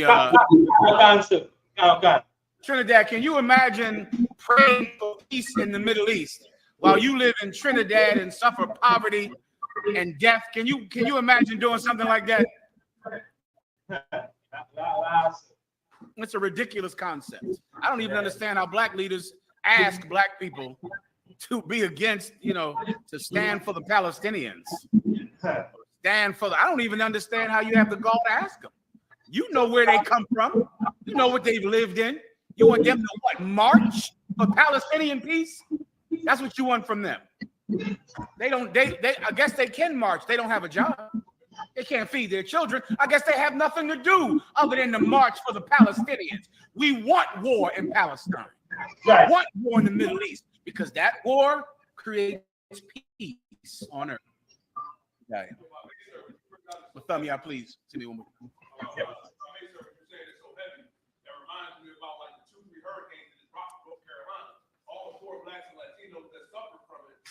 Florida and Georgia, and all they did was give them $700. Oh. The excuse was there's a war over there in Ukraine, you kidding? Russia, and there's a war over there in the Middle East with Israel, Hezbollah. But for us, there's nothing that happens. That's an amazing thing. I don't know. Sometimes I want to question our oppressor and ask them, who do you think we are? Like, do you think, you see how Elon Musk brung out those robots out? I know when I saw those robots Elon Musk brung out, he said they can watch your children. They can bartend. They can dance. You see the one dancing? Oh, there's one, a robot that just dances. He's dancing. There's one bartending. And there's one that can babysit you. And I looked at that and I say, finally, he knows. He is a marketing genius. And he knows, really, white people just want a slave. That's their desire, to have a slave. To have someone who has no thought of their own existence, their own safety. and only cares about his master. And so Elon Musk is going to sell you a slave. Sell you a slave in a few years. We cannot behave like that. We have children. We have a land of our own. We have a future that's greater than our past, and it cannot happen unless World War III happens. Give me what I asked for earlier. Hold on, please. We got a question online. Please. Brother said, if I may, one. Of course. In the kingdom, plumbers and electricians work on the Sabbath. Is there a provision for water leaks and power outages? One more time. In the kingdom, will plumbers and electricians work on the Sabbath? Is there a provision for water leaks and power outages? in the kingdom, plumbers and electricians, is there, meaning will people have water and electricity in their house? Is that what he means? He's saying, will plumbers and electricians work on Sabbath? Let me, I'll raise you one. One day soon, there's going to be war in the Middle East, and that war is going to drag every country in the planet into fighting in the Middle East, into the land of Israel. And then there's going to be nuclear war. Nuclear war, the one you all are terrified of, the one you've thought about since you were a child. That nuclear war is going to happen in the Middle East. Once that war is over, the people who were taken so that they would never be harmed at all from that war are going to come back down on the planet Earth. We're going to build a society. And in that society, slaves will make sure that your water is running. Slaves will make sure that your every need is provided for. If you can face World War III, pray for it, ask the Most High for it, you will never have to worry about water or electricity again. It won't be your problem. That'll be the problem of the slave whose responsibility it is to bring that waterfall that spills over a mountain into your land, to irrigate your farms and to feed your flocks. Water and electricity, will be someone else's problem. If you can behave yourself like a man that knows the end is near. Everyone understands. That's the kingdom of heaven. It's hard for us to understand it because we think we're going to be electricians in heaven. I get you. I understand. I'm one of you. You think, well, I got to be to work on 9 a.m. How am I going to go to heaven? That's how terrible things are here for us. You think, well, Christ got to come back soon because I have to be at work at 7 a.m. in the morning. No, you don't. If World War III happens, you don't have to be at work. You don't have to become an electrician. You don't have to be anything. You can sit and benefit from the good deeds that you did while you were here. Who else does that? Our oppressor. He's not an electrician or a plumber. He sits and benefits over because he went through World War I and World War II, and he conquered the planet. Someone else will handle those things for you in the kingdom, brother. Just make sure you don't get high. Just make sure you don't eat pork, shrimp, or crab and lobster, and make sure you keep an oath in the Israelite school of I.S.U.P.K. And the Most High God will provide for everything else in the kingdom. All right? Go ahead. Not quite. Not quite. Give me Zephaniah 3:8. No, I'm sorry. You're right. Give me the Good Shepherd now.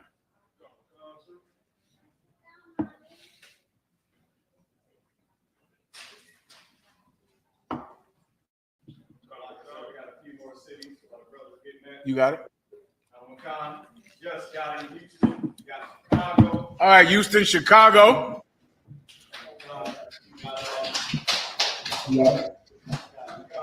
Austin, Louisiana, and Give headquarters, Louisiana, Austin a hand. Can Chicago hear me? Sir. Chicago, can you hear me? Khan Wakan, sir. Have you heard that black people are telling you to support the Palestinians, pray for them, and to pray for the hostages in the Middle East? Have you heard of that? Khan Wakan, sir. How many cousins and family members do you know throughout your life that have been killed? Oh my God, I can't even begin to count out of one since I grew up here in Chicago a great portion of my life. I got memories of going away over the summer my freshman year, and brothers that I went to school with not coming back 14 years old, getting unalived over the summer, cases of mistaken identity and drive-by shootings and things like that. So I got cousins, like you said, who've been in the street and were unalived, best friends who didn't make it into their 20s. So I've never heard the block leaders or the organizers out here or the religious leaders ever say a word about remembering them and acknowledging their lives. Well said. Well said. We have to pray for war in the Middle East. We have to pray for World War III. We need it. You understand? We need it. Things cannot continue the way they are. This peace is killing us. This peace is killing us. Please continue. John chapter 10 and verse 11. I am the good shepherd. This is Jesus. These words are written in red. Jesus Christ said, I am the good shepherd.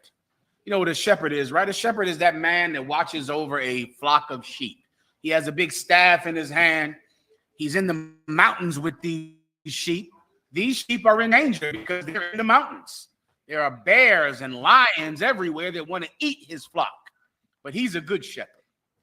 He's a good shepherd. Continue. God, the good shepherd giveth his life for the sheep. What does the good shepherd do? Read that again. Giveth his life for the sheep. The good shepherd gave his life for the sheep.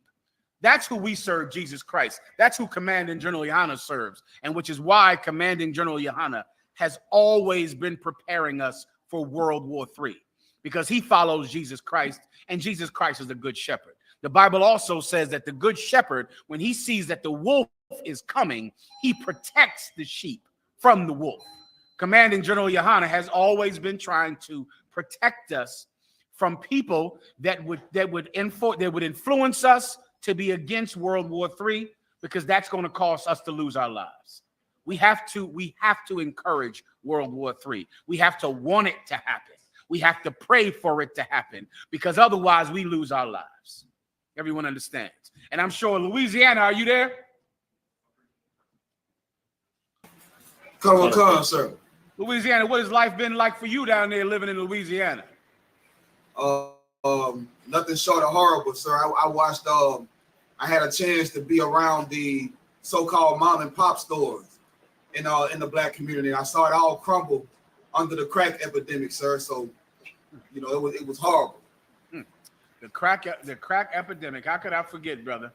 Well said. I almost forgot about the crack epidemic. Can you imagine the people that have lived through the crack epidemic out on Facebook and TikTok praying for Palestine, praying that the hostages be let free?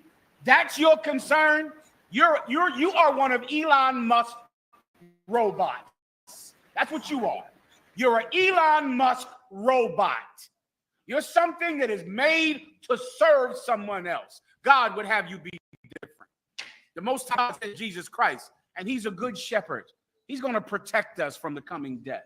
And there is death coming like you just can't believe, like you just cannot believe. I believe that's it, you die, unless you think there's more. Give me the other one I asked for. Let me give you the concept of what preachers like who is constantly trying to influence black people to stop World War III. Tavis Smiley, Jesse Jackson. Well, he don't really do much anymore. Lord be with him. What's the other cat's name? T.D. Jakes, Kamala Harris, Donald Trump. I'm missing one. Al Sharpton. Any preacher. They all, they don't want war in the Middle East. They want them to get along in the Middle East. They want them to come. They want a two-state solution so that they don't have to fight in the Middle East. But meanwhile, they expect blacks and Hispanics to stay second-class citizens forever. They never ask for a two-state solution for us.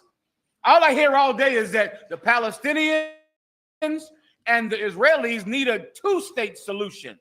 They need for the Israelis to have a land and for the Palestinians to have their own land so that they don't fight each other. Meanwhile, when have they ever said that blacks and Hispanics should get our own state, that we should be able to be separate? They want us to integrate.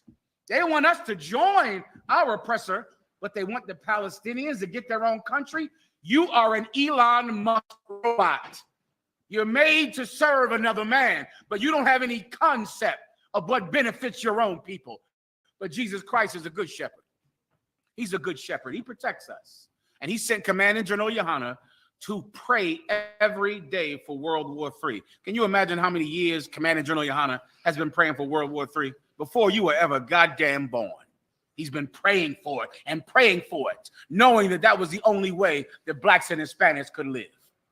What do you have, brother? So now I'm going to read about your preacher, your reverend, or the person that you're going to vote for. This is what they think. Go ahead. For therefore he sent unto us in Babylon, saying. So this is when the Israelites were in slavery in Babylon, right? So these men came from Jerusalem, I believe, and they said this. Go ahead. This captivity is long. They said this captivity, this is a long captivity. You're going to be here a long time. Keep going. Build ye houses. Do what? Build ye houses. Because you're going to be here for so long, build a house. Build a house here. Keep going. And dwell in them. And live in that house. Go ahead. And plant gardens. And plant gardens. Go ahead. And eat the fruit of them. And eat the fruit of those gardens. Go ahead. And Zephaniah the priest read this letter. Now Zephaniah read the letter that came from the government of Israel at that time. He said, well, hey, we here in hell. We're here in hell in Babylon. And our own leaders are telling us, you're going to be there a while. So just make your peace there. Get comfortable there because you're going to be there a long time. Continue. Zephaniah the priest read this letter in the ears of Jeremiah the prophet. So Zephaniah, who was a priest, a man from the tribe of Levi, the chosen people of God, he went and read this in the ears of the prophet of God, Jeremiah, at that time. Keep going. Verse 30. Then came the word of the Lord unto Jeremiah, saying, send to all of them of the captivity, saying, thus saith the Lord concerning Shema the Nehemite, and because that Shema have prophesied unto you, and I sent him not, and he caused you to trust in a lie. Meaning this prophet, this so-called prophet of God, he prophesied something that God did not say. God never wanted us to be comfortable here. He does not want that. That's what Martin Luther King wants. That's what your reverend wants. He wants you to think about yourself like you are an American, like you are a Mexican, like you are a Haitian, like you are a Guatemalan. He wants you to think that you are just, you're a Puerto Rican. That's who you are. You make your peace there. You get comfortable there. But God did not say that. That's not what the Most High God said. Keep going. Because they, verse 32, therefore thus saith the Lord, behold, I will punish Shema, the Nehemite, and all his seed. He shall not have a man to dwell among this people. The Most High God, because he said it's going to be a long time, plant a garden, build a house, and live in it, the Most High cursed him from ever having children. He was never going to have children again because you cannot put that mindset in a people that yearn to be free, a people that need freedom. So if we don't get World War III, what do we get? The next crack epidemic, the next HIV epidemic, the next gun violence epidemic. So then if this world is not going to come to an end, does this one keep going? It just continues like this forever? God didn't say that. We're all here and we live here in America and in Mexico and Trinidad, and we live all over the world. But we live here like people yearning to go home. And that is what you have to do. You have to be in America, not like I'm an American citizen.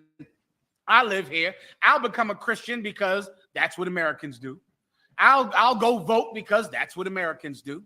I'll just do what everyone else does. Hey, when in Rome, do as the Romans do. You can't do that. You're going to have to behave like a person who is yearning to be free. A person that is yearning for your own land. Please, Marab. Sir, that is a perfect example when that damn crazy sovereign, I'm a sovereign citizen. I don't need to show you my ID. I need to get my LLC. Amazing. It's an amazing. Yeah, give him a hand because he's telling the truth. Yeah, a sovereign. Like, can you imagine thinking that, I'm a sovereign citizen. I have rights. I have the same rights as a white man has. The Constitution, George Washington. George Washington. It's a lot here. George Washington. You're not him, Mark. Okay, you're George Jefferson, but you're not George Washington. All right, you don't have the rights that they have. Their rights come from their ability to kill people, not from constitutions and letters and bills and laws. Their rights come from their ability to kill someone and for it to go unpunished. That's where their rights. Their right is the right of might. You understand? Their strength is why they're able to do what they want, not because of the Constitution or any law at all. Their might is what makes them right. Everybody gets it, please. Crazy sovereign citizen. A non-sovereign citizen, but was an actual white man, told a child to stop. Then a purple group said that child should have stopped for the non-sovereign white man. Give him a hand. Yeah, he's speaking about the I.U.I.C., who was the I.U.I.C., the Purple Pigs. They were on the side of George Zimmerman when that incident happened, and they said that Trayvon Martin should have stopped when George Zimmerman told him to stop. They are Elon Musk robots. You understand? But here tonight and here all over the world, under commanding General Yohana, he's taught us about Jesus Christ, and because of that, we want World War III to happen. We should be praying for it. As the time gets closer, pray for it, man. You turn the news on and you hear about it, pray for it. Pray that North Korea and South Korea get it on. Pray that they fight. Pray that there's nuclear war. That the most terrible thing that you could imagine, pray that it happens, because in doing so, the terrible thing you've been going through your whole life will finally be over, because you've been going through something that you could write a book about. You could write white people would write a book about your life. They'd have a New York Times bestseller if they went through what you went through. If you don't want World War III, then you want the continuation of today's hell. Everyone understands. All right, let me go on. Give me Ezekiel. Give me Zephaniah. I'm sorry, Isaiah 54 and 16. Well, some of y'all, please see me one more time.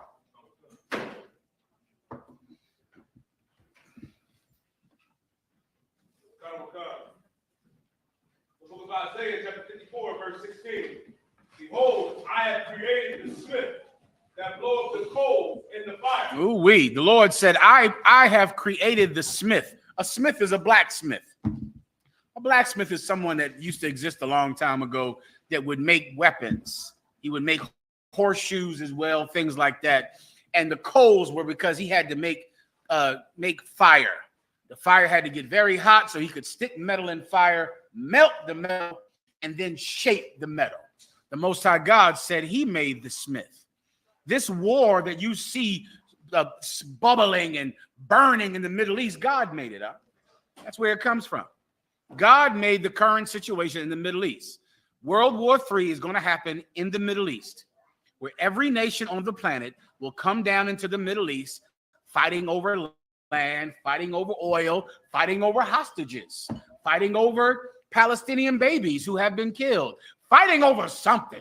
And they'll get down in that Middle East and they will fight each other. As they fight each other, someone will use nuclear weapons to win that war. Then the other countries will use nuclear weapons to combat theirs. And that's World War III. World War III is a war. It's a war that's fought with nuclear weapons. America has never had a war where they did not use the weapons that they have made. Never. In World War I, they used mustard gas. They used chemical agents in World War I. They used them. They used chemical warfare was used a ridiculous amount in World War I. In World War II, what did they use in World War II? The hydrogen bomb and the atom bomb on Hiroshima and Nagasaki. They dropped those. Listen, they dropped hydrogen bombs when the war was won. Do you understand? Meaning, for you, those of you that don't know, World War II was happening. It was going on for about three and a half years. Germany had surrendered. Adolf Hitler committed suicide. Now there was only war in the Pacific. That's it. They won. They were winning. The Japanese people were about to surrender. They sent letters to America saying, let's negotiate a surrender, because they could not win. They could not win because Germany had surrendered. Mussolini had been hung. In Italy, it was only Japan left that was fighting. They won Africa. Japan was alone fighting all the allied powers of America. Japan, the Emperor of Japan, sent letters to America saying, let's sue for peace, which is an old way of saying, let's negotiate peace. America read the letter under Truman, President Truman, read the letter and said, we've been working on this bomb for about 2 years, though. We got it about right, and we're not going to know if it works unless we use it. And then they also said, we have the Russians who are our allies. Russia and America were allies during World War II. We have to show the Russians that they better not step up at the end of this and try to take land. They were working on it. They had it. They had to do it just to know that it worked and to scare any other possible future enemies. They dropped a bomb on Hiroshima, I believe, first. Was it Nagasaki? Hiroshima first. Alexa, how many people were killed at Hiroshima? According to an Alexa Answers contributor, approximately 66,000 died in Hiroshima and 39,000 died in Nagasaki. Let me tell you, they dropped Nagasaki was first. Nagasaki was a fishing village. No, Nagasaki was a fishing village. They dropped it on Nagasaki. 39,000 people died. Japan said, "All right, you win." They dropped the other bomb anyway.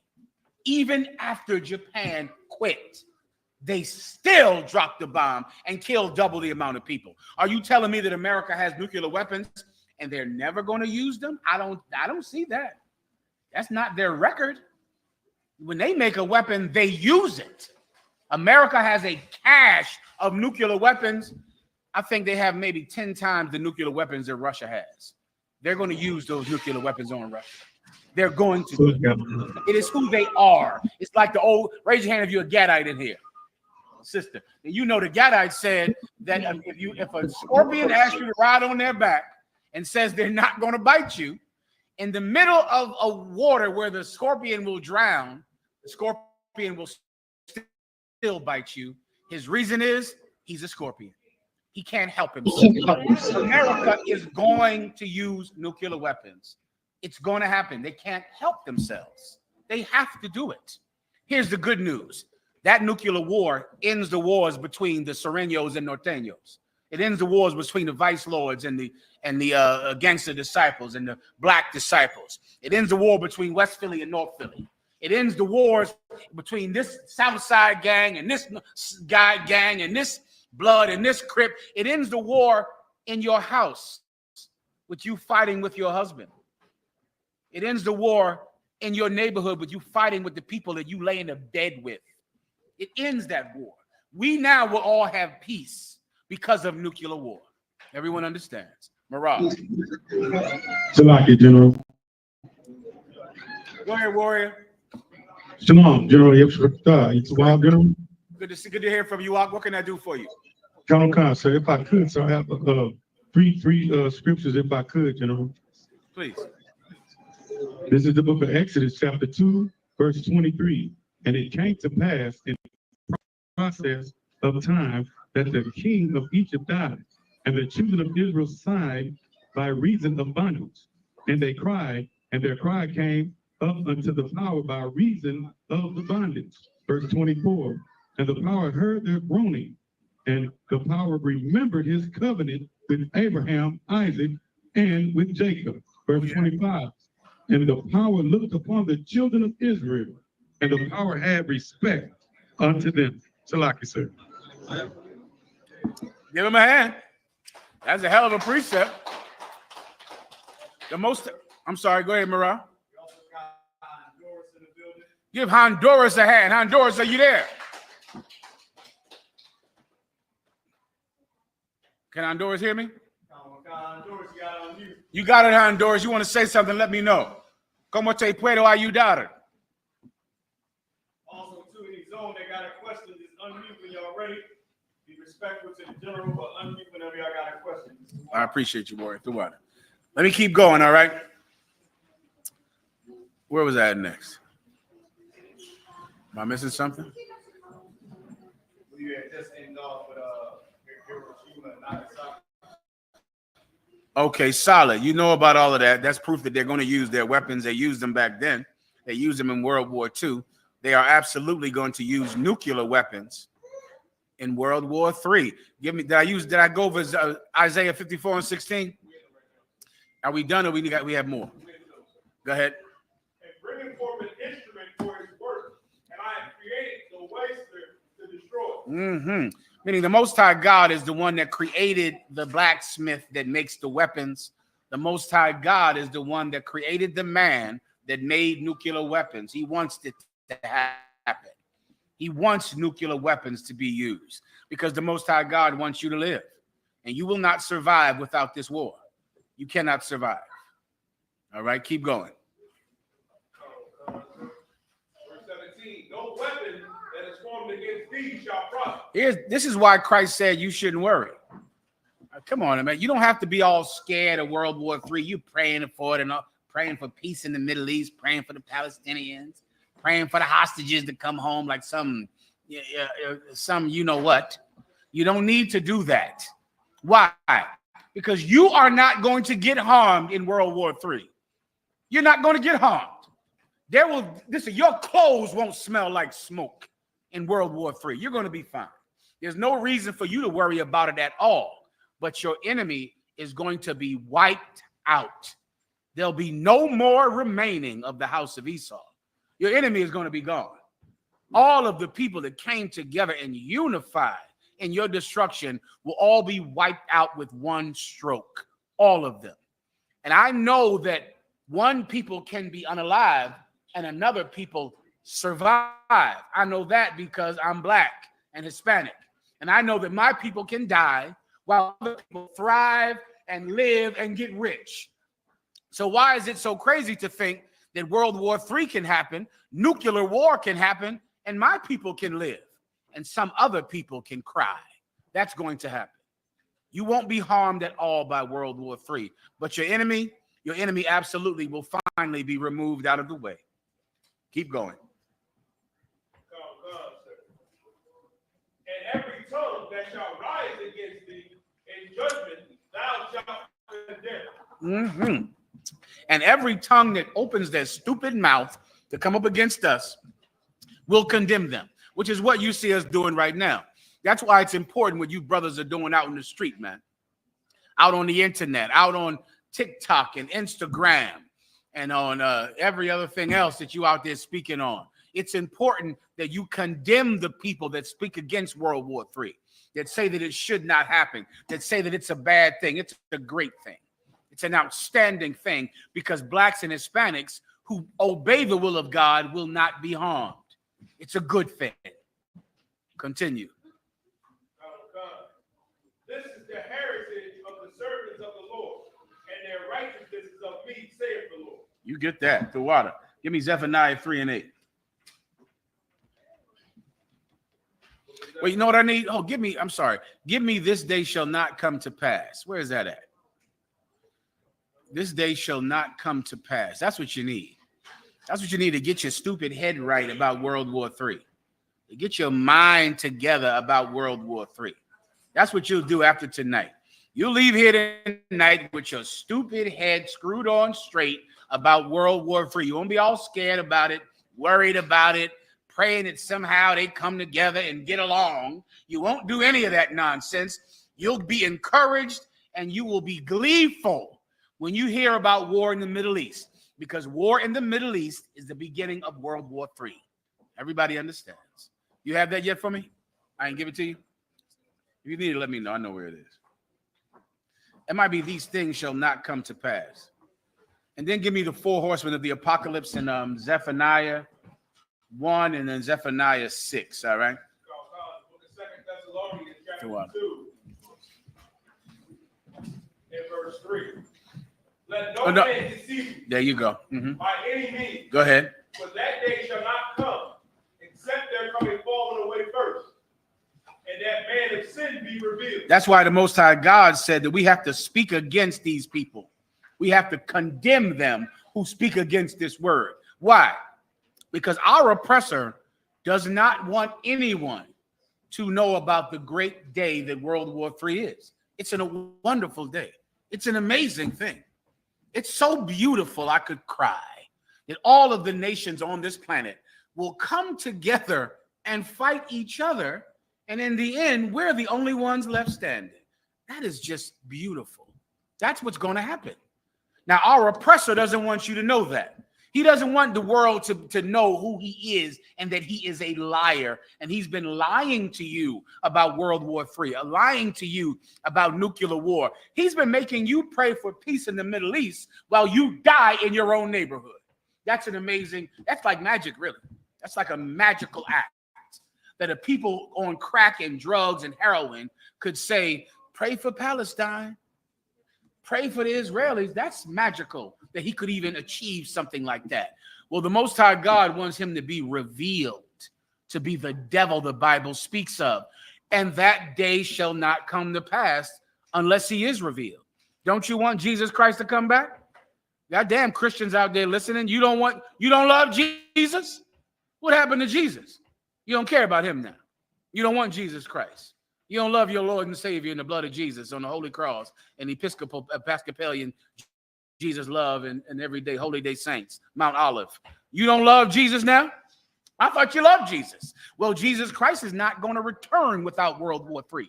Jesus Christ is not going to come back until every prophecy concerning him has happened. That's in the Bible. That has to happen. Every prophecy concerning him must happen. So if you love Jesus so much, then World War III has to happen. Nuclear war has to happen. If you're afraid to die, don't worry about that. You're not going to die unless you should. Unless you're one of the ones that absolutely should die. But if you're not, if you're keeping the commandments, if you're doing what's right by the Most High God, you have the I.S.U.P.K here. You got us here up all goddamn night and day. You got Command and General Yohana flying all over the goddamn globe, going everywhere to help you. You don't have to die if you don't want to. You want to live? Good. Well, the I.S.U.P.K is here to show you how to survive World War III. We're doing it for you. So you no longer have to be afraid of it. Everyone understands. You die, I believe that's it. Go back to the other one now. Give me hell. Go ahead, Warrior, please. Please. Excellent. Go ahead and read it. Behold, the day cometh that shall burn as an oven. That's what it says in the Bible. Behold, the day cometh that shall burn as an oven. That's nuclear war, where your eyes burn out of your head and your tongue. I'm sorry. I'm fine, Warrior. Hey, what the hell? Since you're here, you might as well give me one more. It is World War III. The day coming that is going to be hot like an oven. That's nuclear war. Give me that precept, I believe, in Zechariah about your tongue melting away in your head. Give me that precept. That day is coming. Keep going.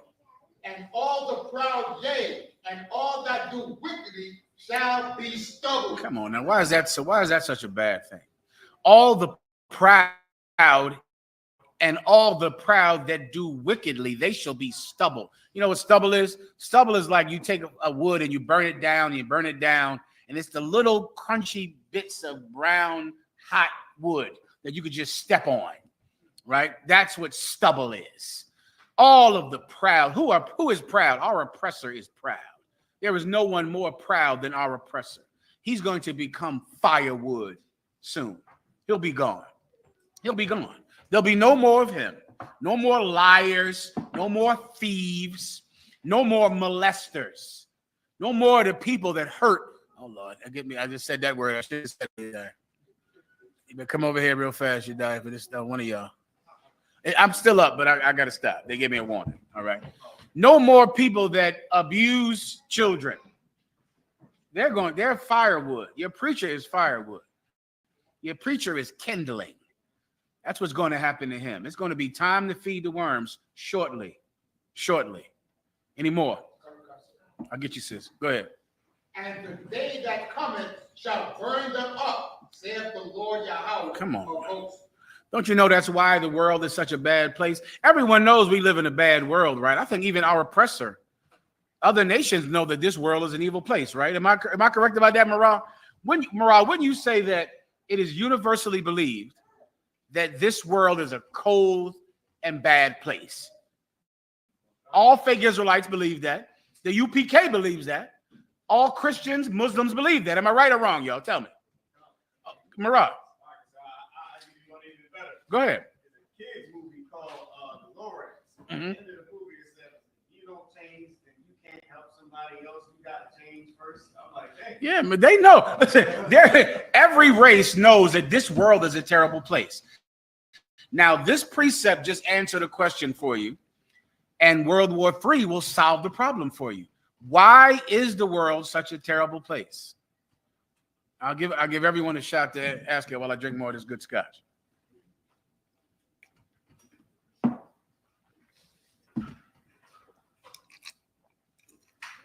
But this is what you have to remember.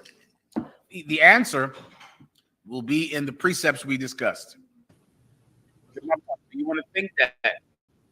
Why is the world such a terrible place? Whoever wants to give it a shot, please, officer.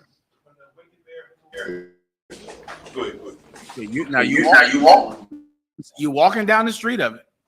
When the wicked beareth rule, the people. That's in the Bible. Oh, never mind. Let me give you a more succinct way to say it. The world is an evil place because of evil people. That's it. That's why things are terrible here. That's why you worry about your children when they go to school. Because you know the minute they're out your sight, some evil person could abuse your child. That's why you worry every day. When your wife goes somewhere, you worry about her. What's going to happen to her? You're worried when you go in your door. You're worried about criminals breaking in your home. You're worried about the police hurting you too, which is ridiculous that would be your concern. You got to worry all the same time that criminals might harm you, harm your wife, steal your car, and then the police who are supposed to stop criminals, they also might kill you. This world is an evil place because of evil people. Here's the good news. World War III is going to take care of all of the evil people. They're all gone. Barakatah Yahweh Yahushua, all of them will be gone. It's so beautiful. It's so beautiful. Every oppressor will be unalived. Every black or Hispanic who would hurt your children, hurt your wife, hurt your nation, they'll be gone too. So now the world becomes a beautiful place because all of the ugly people are gone. That's why we need World War III. That's why we need this nuclear war, because all of them are firewood. Sister, you want to say something? Please. Mm-hmm. Please. Mm-hmm. Isaiah 26 and 20 always gave me comfort. I hear that. I wanted to know if I was right in that thinking. You absolutely are, but we'll break it down nonetheless. Give her a hand. Well said. Someone read it for the sister. Isaiah 28 and 29. I'm sorry, Isaiah 26 and 20. Isaiah 26 and 20. The water.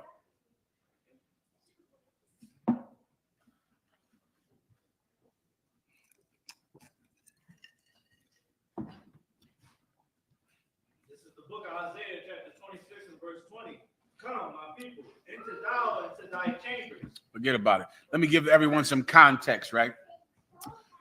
Let me try to, this is also, where is this at? In Ezra, Yediah? When the war happens, they're fighting each other. In the middle of the fight, Jesus Christ returns. We'll get that next, all right? Let me just try to explain to you the prophecy for World War III, right? There's going to be war, nations fighting each other like they're doing right now. But then something will happen that makes everyone come into the Middle East to fight there. That's what you see happening right now. When those hostages were taken by Hezbollah, it caused America to send ships over to the Middle East. All of America's allies had to come to the Middle East. And then all of the allies of the Palestinians, which is Hezbollah. Who are the allies of Hezbollah? Hezbollah is a terrorist organization that controls that area of Palestine, right? But they have allies. Their allies are Iran, which is a major country, right? Iran, they're the allies of the Palestinians. Who are Iran's allies? Russia is Iran's ally. China is Iran's ally. So because of these hostages being taken, all of these different countries had to come into this land to defend each other, to back each other up. You get my point? If you've been in a fight before, you know, if your friend fights somebody, what's the happen? Now my cousin is in a fight. So what does that mean? Now here I come out in the fight because my cousin is in a fight. And because I'm in a fight, now here comes my friends. That's how countries work, the same way. America's fighting, which means here comes Great Britain. Here comes America. Here comes Germany. Russia is fighting, which means here comes China. Here comes Iran. They all have allies. They all come into this land to defend their friends. Everyone understands, right? Now, when that happens, and that is happening now, what I just described, when I was young in the truth, this had not happened. I was talking about this like a future event. What I just described is happening now, tonight. We're going to tell you how I Every nation is down there in the Middle East to back up their friend, to help their ally. But this is what's going to happen next. In the middle of this, they're going to start to shoot each other.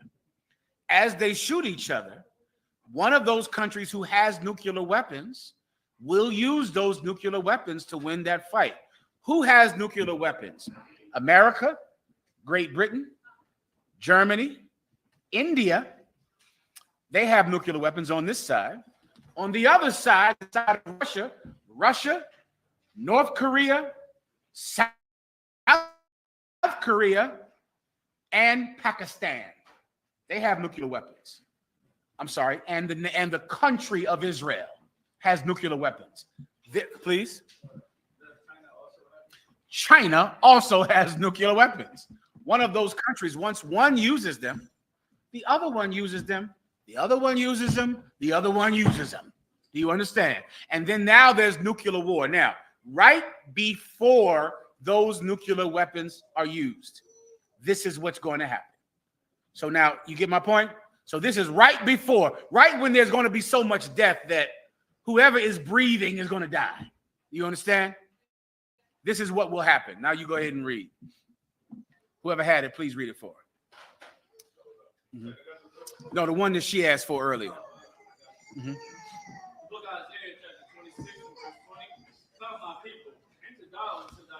Come, my people, enter thou into thy chamber. The Most High God is going to send the chariots to receive his elect. The people who have worked hard to survive the coming death. Don't you understand, man? So many times I follow Commander General Yohana, and I wonder, where's your sense of self-preservation? You don't have any of that? You don't have just a sense of, well, I have to do this to survive. Well, you have to come into the I.S.U.P.K to survive, to just live. Because there is a death coming that is so terrible that it's biblical in nature. That's how horrible it is. It's worse than 85 million people dying for World War II. Don't you want to survive that? If you could have been around before World War II and someone would have told you, listen, do not go to Japan, or do not go to Pearl Harbor. Don't go there. Stay away from Pearl Harbor. You wouldn't have listened. Well, that is you right now today if you don't follow Commander General Yohana. Because we're here right now like they were back in 1943 before December 6th, when he's saying, you should avoid Hawaii now. You should avoid this place. You should stay away from there. You should live a life that provides protection from what's going to happen in Hawaii. Would you not listen? Wouldn't you hear? Well, that's you right now. Don't you want to preserve your life?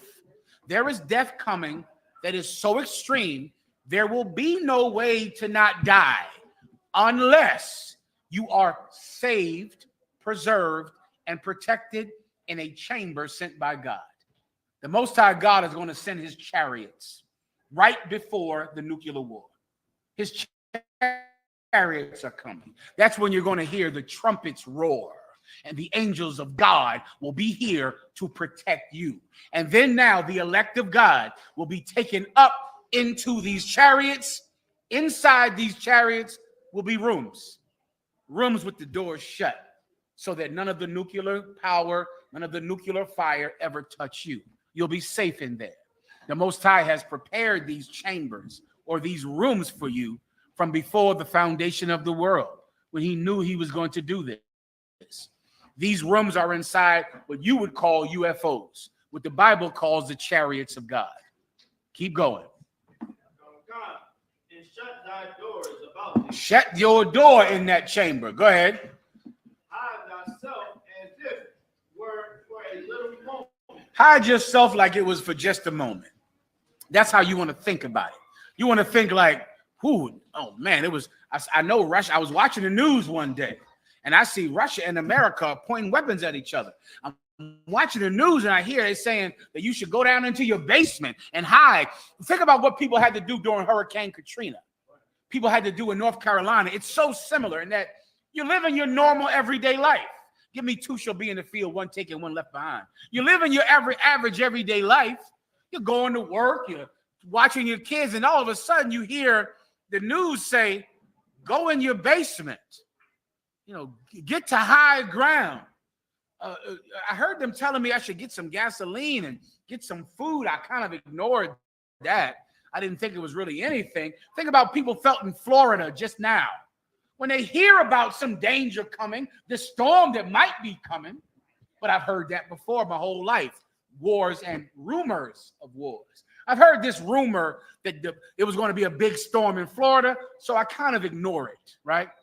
Because I'm from Florida, so I ignore this storm.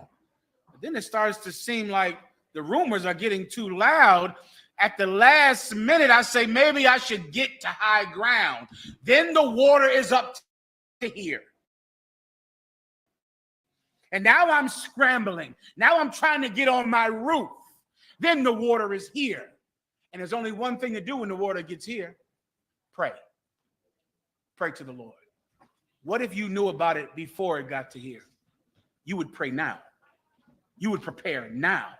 That is World War III. There is a destruction coming that's like the destruction that just came to Florida, that came to Hurricane Katrina. It's coming. And you don't want to be a fool that ignored the forecast. Do you understand? You don't want to be some dummy that ignored the weatherman. Commanding General Yohana is the weatherman. He's telling you this thing is coming. There's a death coming. A storm is coming. You don't want to say, they always say that. No, it's not going to happen.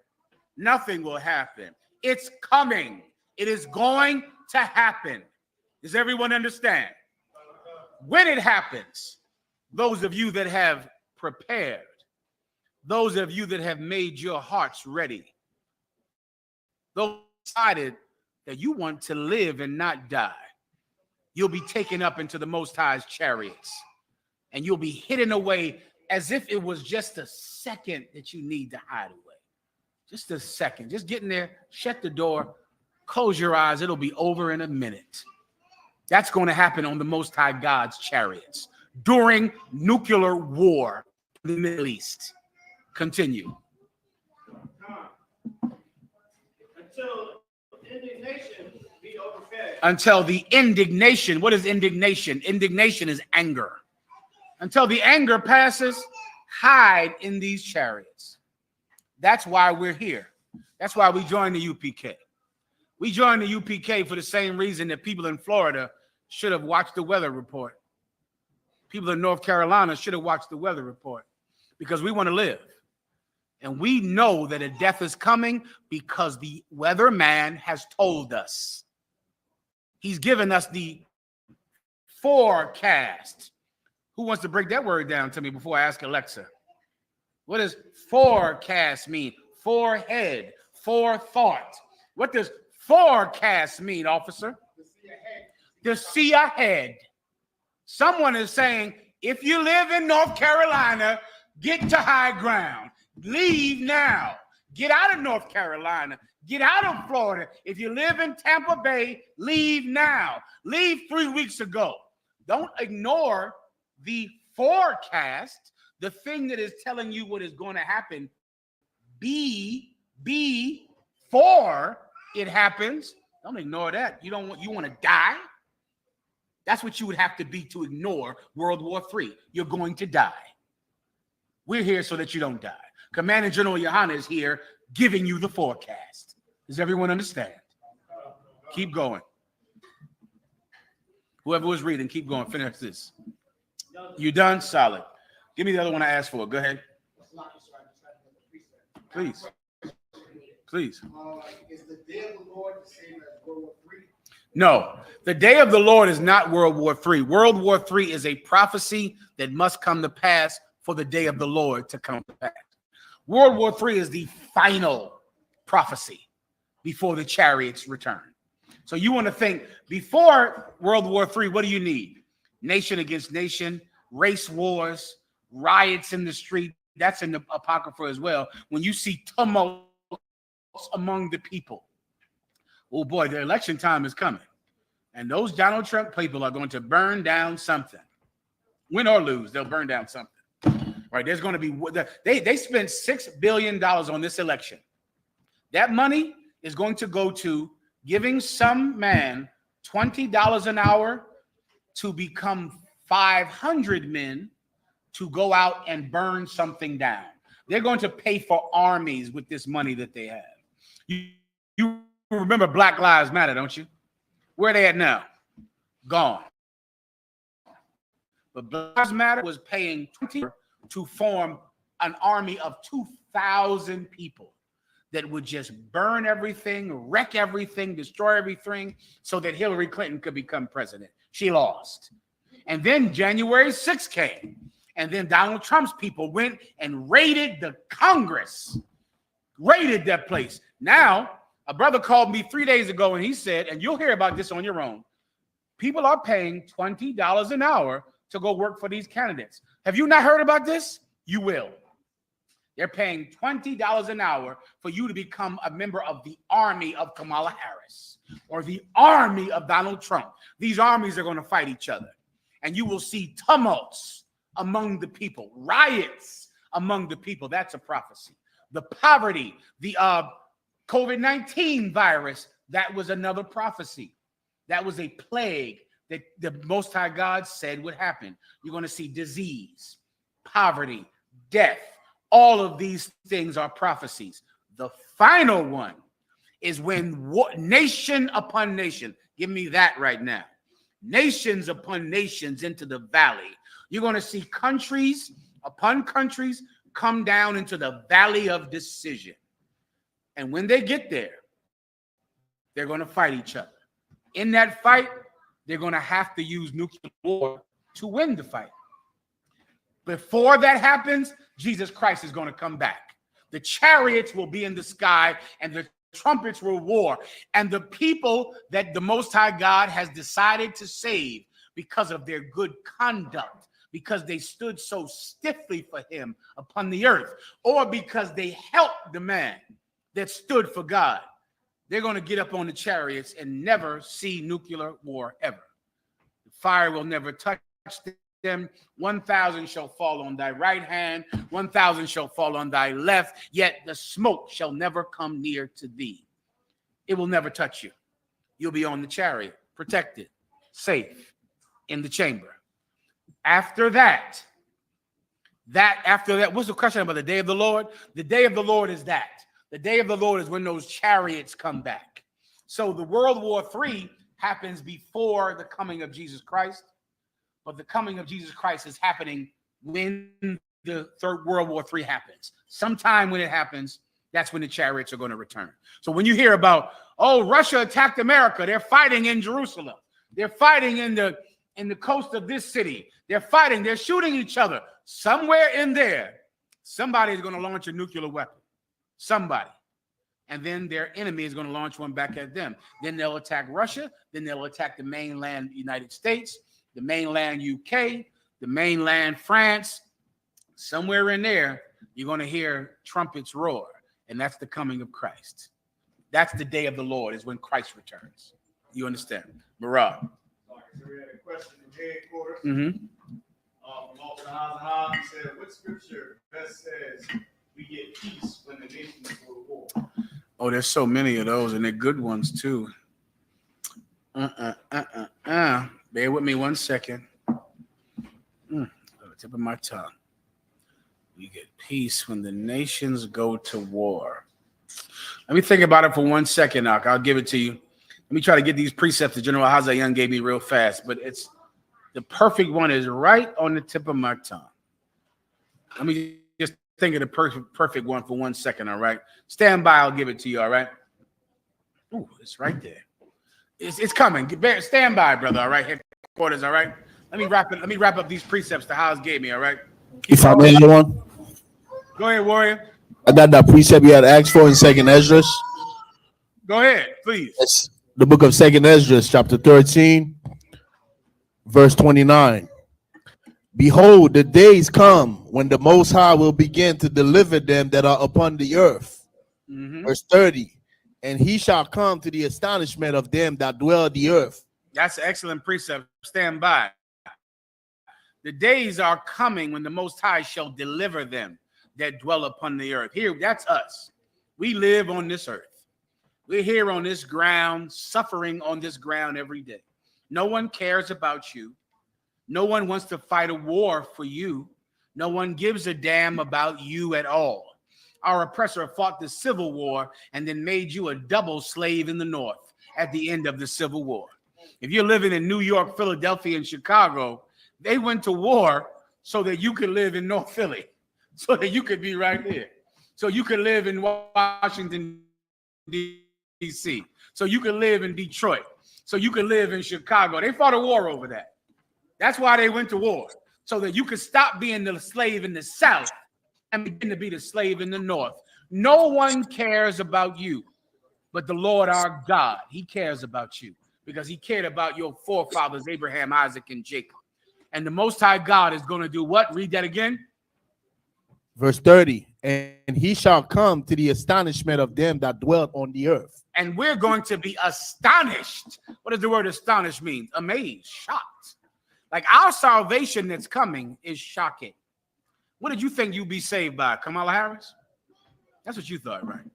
I know you thought Barack Obama was going to save you. Don't lie, because I saw you. I know you thought that. I know. I saw you crying. I saw you. I was in the truth. You were in the world, and I saw you crying. I saw you say Barack Obama became president. You just knew he was going to get rid of your credit card debt, didn't you? You thought he was going to end your student loans, didn't you? You thought he was going to get rid of your credit card. You thought rent was going to be free, didn't you? When Barack Obama became president. You died. Tell the truth on yourself. You thought right. You thought you was getting reparations. I saw you. Oh my God. You just knew the kingdom had come when Barack Obama became president. It didn't. Right? It didn't. Think about the slaves that when the North won the Civil War on Juneteenth, they celebrated today. They thought it was, the kingdom was here. They thought everything would be different. Then they moved to Chicago after the Civil War. They moved to Brooklyn and New York and Harlem at the end of the Civil War. They moved to North Philly, Detroit at the end of the Civil War, right? You've always thought that there was some other path to salvation when there is none but World War III, but the coming of the Lord. There is no other way to end this. You would like it to be. I know. You think a promotion on your job changes your life. I know you do. Who thought that a college degree would change their life? Then you think that was just going to be like, man, once I get this college degree, there will be no pain and no suffering. Come to find out. Then you heard about some bitch named Sally Mae. Have you heard of her? She's a terrible bitch. Sally Mae is a dirty, low down bitch. She's horrible. You'll hear of her, and then you'll see, what did I even go to school for? What was the point of any of this at all? Well, there is only one path to real salvation, and that is the day of the Lord. The day of the Lord does not happen without World War III. Everyone understands. Am I missing something? Where am I at right here? Please. Three more verse, sir. Let me let the brother get it on. All right, Levi, you got it. Go ahead. Okay. And one shall undertake to fight against another. One shall undertake to fight against another, one city. Go ahead. Against another, one place against another, one people against another, and one realm against another. That's what has to happen. I mean, a college degree, getting a good job, a promotion, they're band-aids to the sickness. They help a little. You get a better job, that's better than no job. You get a car, that's better than the bus. These things help, but they will never fix your problem. To fix your problem, you need a change in status. Status changes when your people change. When now you're not on the bottom anymore, you're on the top. That can only happen through war. War is the only way that people change status. I'm not making this up. This is history. When do a people go from being on the bottom to being on the top? War. And there is no other way to do it. There has never been another way to do it, and that will not change. People change status because of war. World War III will change your status. It will change. It will make the people on the bottom will now go to the top, and the people on the top will go to the bottom.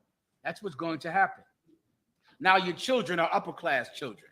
Your children aren't niggers and spicks anymore. They're the upper class of society. That's who your children are now because of war. Keep going, Levi. Verse 32. And the time shall be when these things shall come to pass, and the sign shall happen which I shewed thee before, and then shall my son be declared. Let me tell you, that's going to happen.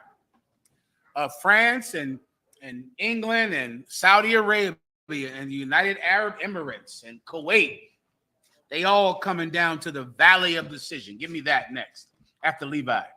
They come in there, they fight each other, they use the weapons they have at their disposal. Christ returns. Read that again. And then shall my son be declared. Christ comes back. Christ comes back in the middle of that war. The Bible says that when they're fighting each other and the chariots of God appear in the sky, they stop fighting each other and they turn their weapons on the angels of God. Give me that after this. That's going to happen. If you ever wanted all nations to come together, all nations will come together to fight Jesus Christ. That's going to happen. They're fighting each other right now. But one day, give me, if you could, someone else hold that. Now give me Ronald Reagan saying this at the UN. You know what I want, right? Ronald Reagan said this in the 80s. Ronald Reagan said, wouldn't our differences among each other be small if an enemy from another world came? Wouldn't we stop fighting each other and be unified? Ronald Reagan was telling the truth during the nuclear age, during a time when Russia and America were in the middle of the Cold War, because we're going to fight Jesus Christ together. Russia and America become allies to fight Jesus Christ. That's in the Bible, and Ronald Reagan said it. He said it at the UN. They're going to be fighting each other. The chariots come back, take up God's elect, put them in their chambers, and the Russians and the Americans say, we have to stop fighting each other. We have to start fighting him. And they become allies. And they're going to turn their weapons on the angels of God. And then they're going to fire their nuclear weapons on the angels of God. That battle will last about how long? An hour. That's about a 1 hour long fight. then then the worms get to eat that day. The worms get fat that day.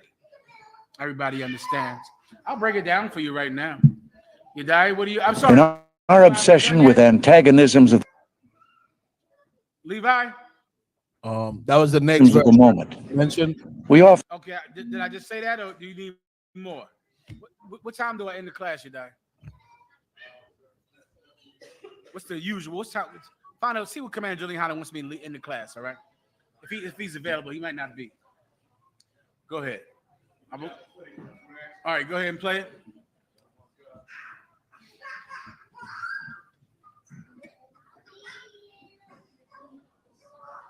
often forget how much unites all the members of humanity. The ones I just described. Let me get those and then I'll end it. All right. Go ahead. In our obsession with antagonisms of the moment, we often forget how much unites all the members of humanity. Perhaps we need some outside universal threat to make us recognize this common bond.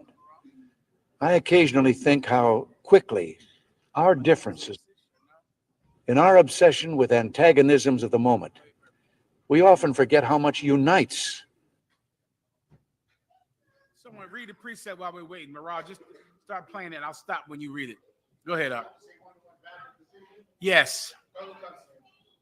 You got a mic? You need a microphone? You die? You good to go? Go ahead.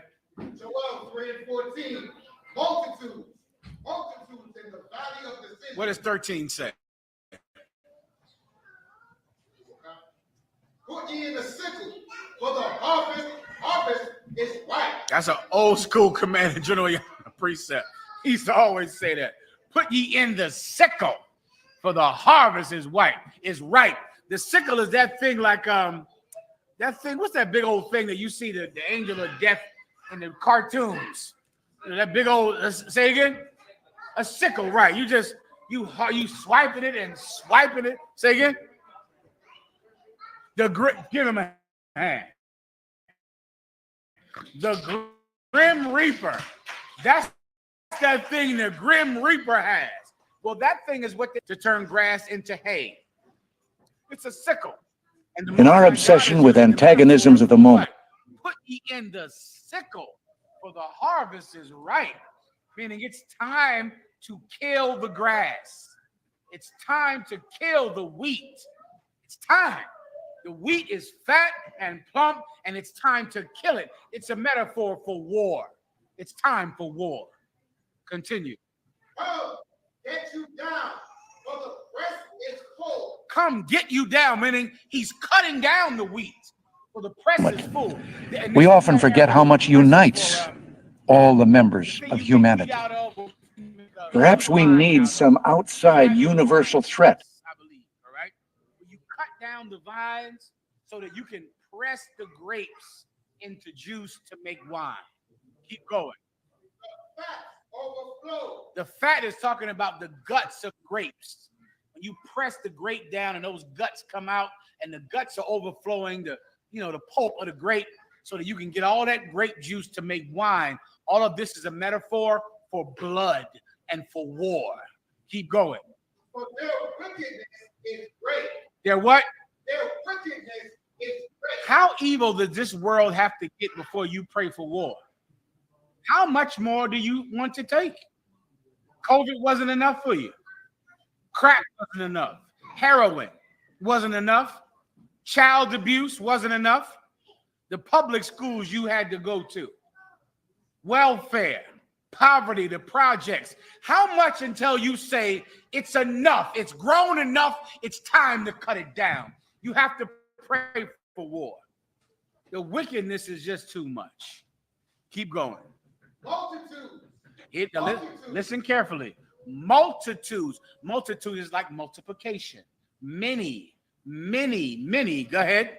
In the valley of decision. Many in the valley of decision. A valley is like, imagine two mountains right here. And a valley is that land in between two mountains. Right? What is that valley? The valley of decision is Israel. Israel, the land of Israel. That's the valley of decision. Multitudes, many countries come into this valley. Come into this valley. In our obsession with antagonism, The Fertile Crescent or Mesopotamia, all of that is Israel. It's that flat land that is fertile, the land fed by those 4 rivers, the land of Israel. Multitudes, many countries come into the valley of what? Decision. Why is it called the valley of decision? Because in that land is where the next ruler of the planet Earth will be decided. In the valley of decision. Barakatah Yahweh Yahweh. That's where it's decided. Or you can just, fight off the next epidemic of crack or heroin or child abuse. If you like things the way they are, keep doing it. I'm not stopping you. That's up to you.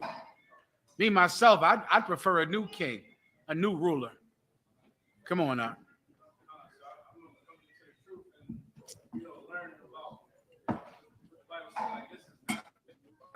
Yeah, brother.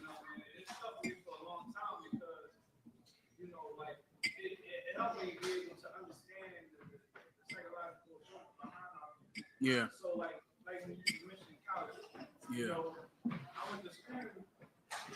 You gotta go to college. What I wanted to do when I was, Yeah. Like I was told you gotta go to college and you gotta move out the hood and God is white. Yeah.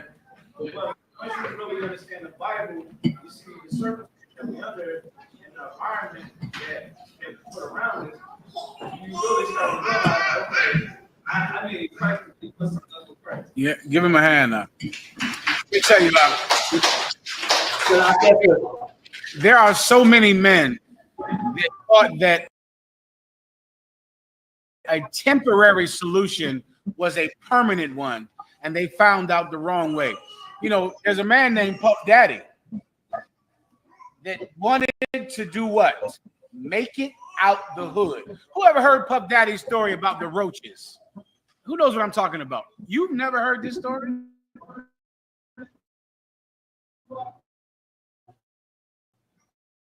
You die. I don't have time for this, but put it on after I'm gone. Story about how he was young and he went to eat something. I think it was cereal. And he poured the cereal on his face. And instead of cereal coming out, roaches came all over his face because he lived in a project in Harlem. I believe 142nd Street or something like that in Harlem. And he talked about how these roaches came out the cereal box. He said he opened his mouth and roaches came all over his face. And that day motivated him to make something of himself, to succeed at any cost, to do whatever he had to do to get out of the project. So many of us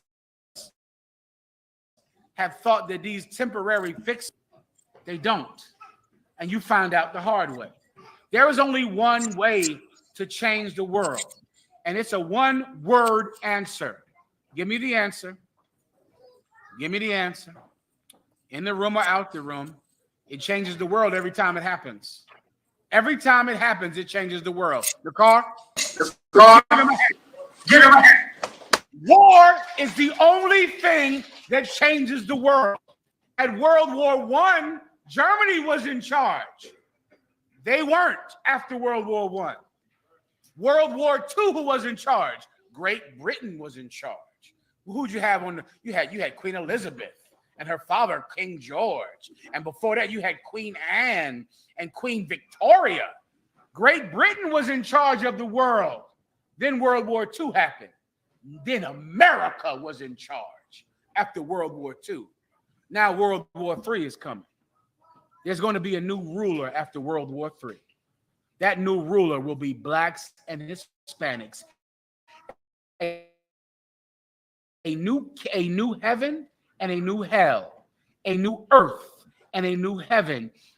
Kingdoms will change the way they always change. War. World War III is the only thing that can help us. Everyone understands. Morale. Mhm. Wait, let me finish this. This is my last one. Give me this valley right here, then I'll get Trinidad, then I'm done. Go ahead.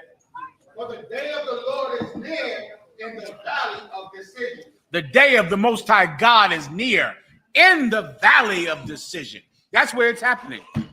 The valley of decision is the land of Israel, which is the Middle East. That's where this war is going to be decided. Right there. It starts there. I want you to go home and pray for it. I want you to get down on your goddamn knees and pray for World War III. That's what is required of you. Or else you'll get the alternative, and then you can send those daughters of yours to school and assume they won't get pregnant when they're 13.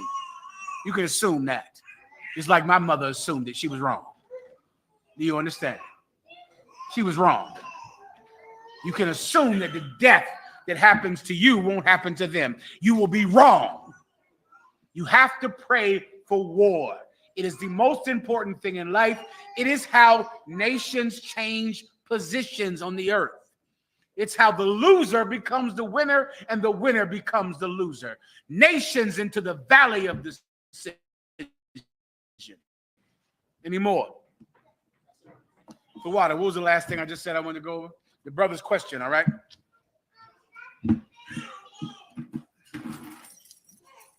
Trinidad, you got it.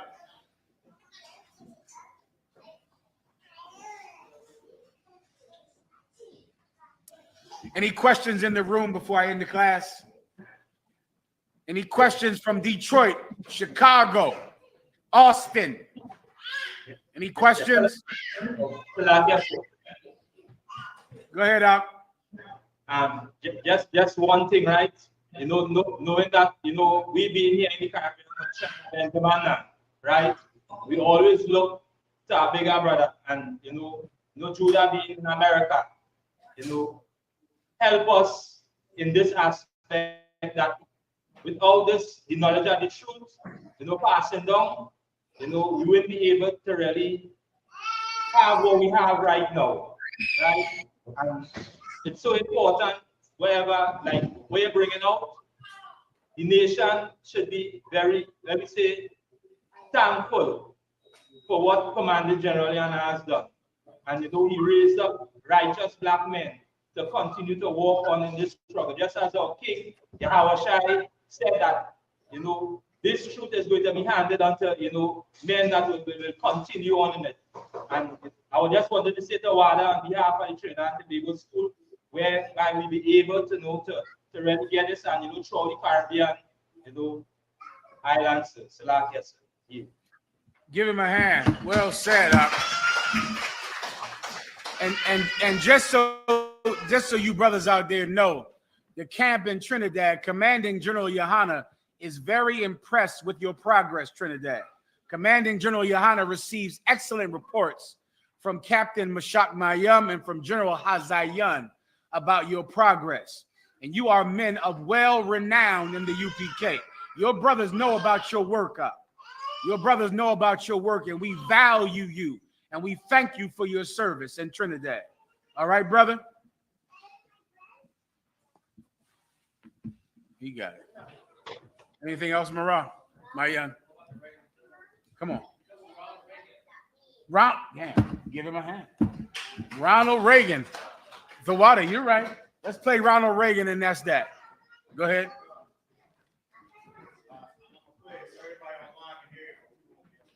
No problem. Okay. Wait, we can't hear it, but they'll hear it online. Okay, do you think? Go ahead. In our obsession with antagonisms of the moment, we often forget how much unites all the members of humanity. Perhaps we need some outside universal threat to make us recognize this common bound. I occasionally think how quickly our differences worldwide would vanish if we were facing an alien threat from outside this world. And yet, I ask you, is not an alien force already among us? What could be more alien to the universal aspirations of our peoples, war and the threat of war? After that, we'll play it for everyone in here, and then that's that, all right?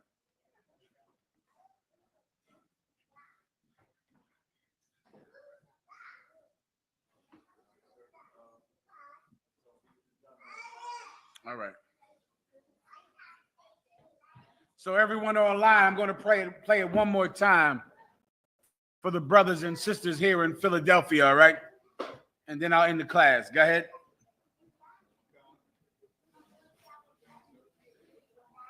What about these callers? I forgot about the damn callers. Oh, the cities. Okay, throughout. I'll get it from you 1 second. Throughout. I appreciate you.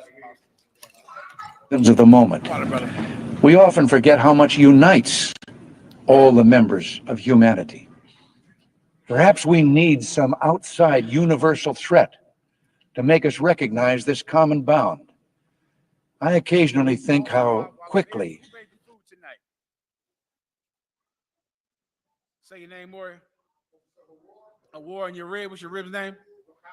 A war and Rakaya made the food tonight. Husband and wife, outstanding. Come on. Officer Quatazar Karab, give him a hand. Well done, huh? Officer Aitanya, give him a hand. I heard the food was delicious. I will find out in about 10 minutes. I'm going to eat it in the car. Right? I'll find out in 10 minutes. In the car, I'll be eating this food. I appreciate you, the water, for your service. We'll get it out. And for all of you all over the country, all over the world that came together tonight to pray for World War III in Trinidad, Detroit, Austin, all over all the camps of the Israelite School of U.P.K. all over the world, and for the brothers and sisters that provided the food in those rooms. Thank you for your service. All right. Gracias. Gracias por tu servicio, for wherever you are. All right. We good to go? Come on. Go ahead. Do you think? Oh, you can't listen to it. Y'all got to go home and watch that. You got to type in what? What do they type in? Ronald? What's the name of it? President Ronald Reagan on alien threat at the United Nations. Listen, that happened. President Ronald Reagan and the what? President Ronald Reagan on an alien threat at the United Nations. When you go home, when you get in your car, you type that in, and you're going to go find that video of Ronald Reagan preparing for World War III. With that, I want to pass the class over to Priest Officer Matumya.